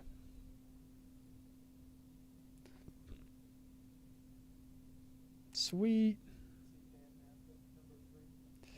Dan, oh, there he is. Does the fund pay for foreign LP securities and tax compliance? Good question. Yeah. Yeah, so a lot of these expenses, this is a great question. So when you have your fund, I'll use this example. You guys see my screen, right? So who pays for a lot of this stuff? If it's to go and set up the fund typically pays for those fees. So when you do a audit, tax, anything to benefit the fund, which is like legal work, that is a reimbursable expense back from the fund. The fund pays for those. So when you go raise $20 million, you'll expense the fund for the audit and the tax and the legal. Now, the reason I brought this up earlier was about raising money, though. It's got to be within reason, right? So if you don't want to expend, like if you, let's just use a crazy example. If you raised $10 million, but you spent $1 million in legal fees, that wouldn't be good because now your fund is now in the hole $1 million. You're already negative $1 million just setting up the fund. Is that making sense? Now, that's an extreme example. You wouldn't spend that much money, but so you have to justify the cost of international investors.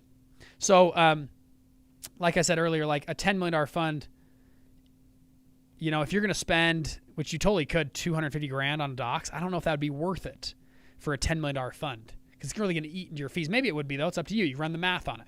But for a $100 million fund, yeah, spending a few $100,000 for, you know, good legal docs might be worth it. Now, in Black Card, we condense all these fees down like crazy. So because we get bulk discounts, so you get way, way cheaper. Most of the people in our group are, spending $15,000, $20,000, $25,000 on legal docs instead of 40, 50, 60, and those are reimbursable back to the fund.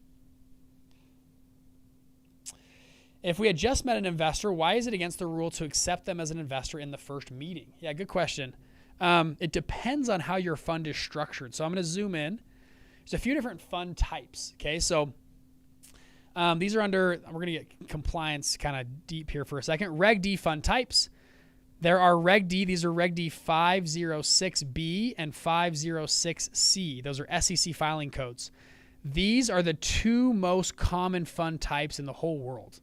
Like 99% of all funds raised through one of these, which is kind of cool. Most, by the way, through 506Bs. 506B, you can raise from 35 non-accredited investors. You can raise unlimited amounts of capital, and you cannot publicly advertise these funds. That's why you don't see advertisements for Blackstone and KKR, because they literally cannot advertise their fund. Over here on a 506C, you can only raise from accredited investors or above. You can, again, raise unlimited amounts of capital, same on both, but you can advertise. Both of my funds are Reg D 506C funds. Okay, so we can advertise. However, we have to verify every single person is an accredited investor or above. And over here, they just have to self-verify, so it's a little bit easier. So we have to have a hurdle. And if you don't know what an accredited investor is, right here. These are the definitions by the SEC on accredited investors. So accredited investor has $1.1 million net worth or an annual income of $200K or $300K with a spouse. And then now you can take a test and do other things with that. A qualified client has a $2.2 million net worth. A qualified purchaser has a $5 million net worth. Okay. So when I come back here, so like if you meet someone online and they're like, hey, I want to invest in your fund, on a 506B, most of the time they'll say, hey, we have to have a cool off period. If I met you today on a 506B and you're like, hey, I want to join your fund, you say, hey, let's have lunch next week. And then I'll tell you more about the fund. I cannot generally solicit my fund. Okay. On a 506C, you could just pitch and close them right then. Yeah. And then underneath there, you'll select a 3C1, a 3C5, or a 3C7 offering. I have two funds right now that are 3C1s. You can raise 99 investors and they have to be accredited. And then I have now one fund that's a 3C7, and all my investors have to be qualified purchasers in that fund. And what you're doing is you're exempting yourself from being like a public company and from the Act of 33 as well. Most funds do this. We can talk about this for an hour. We won't, but that kind of gives you an overview. Okay, pretty cool. Drop other questions you have in the chat.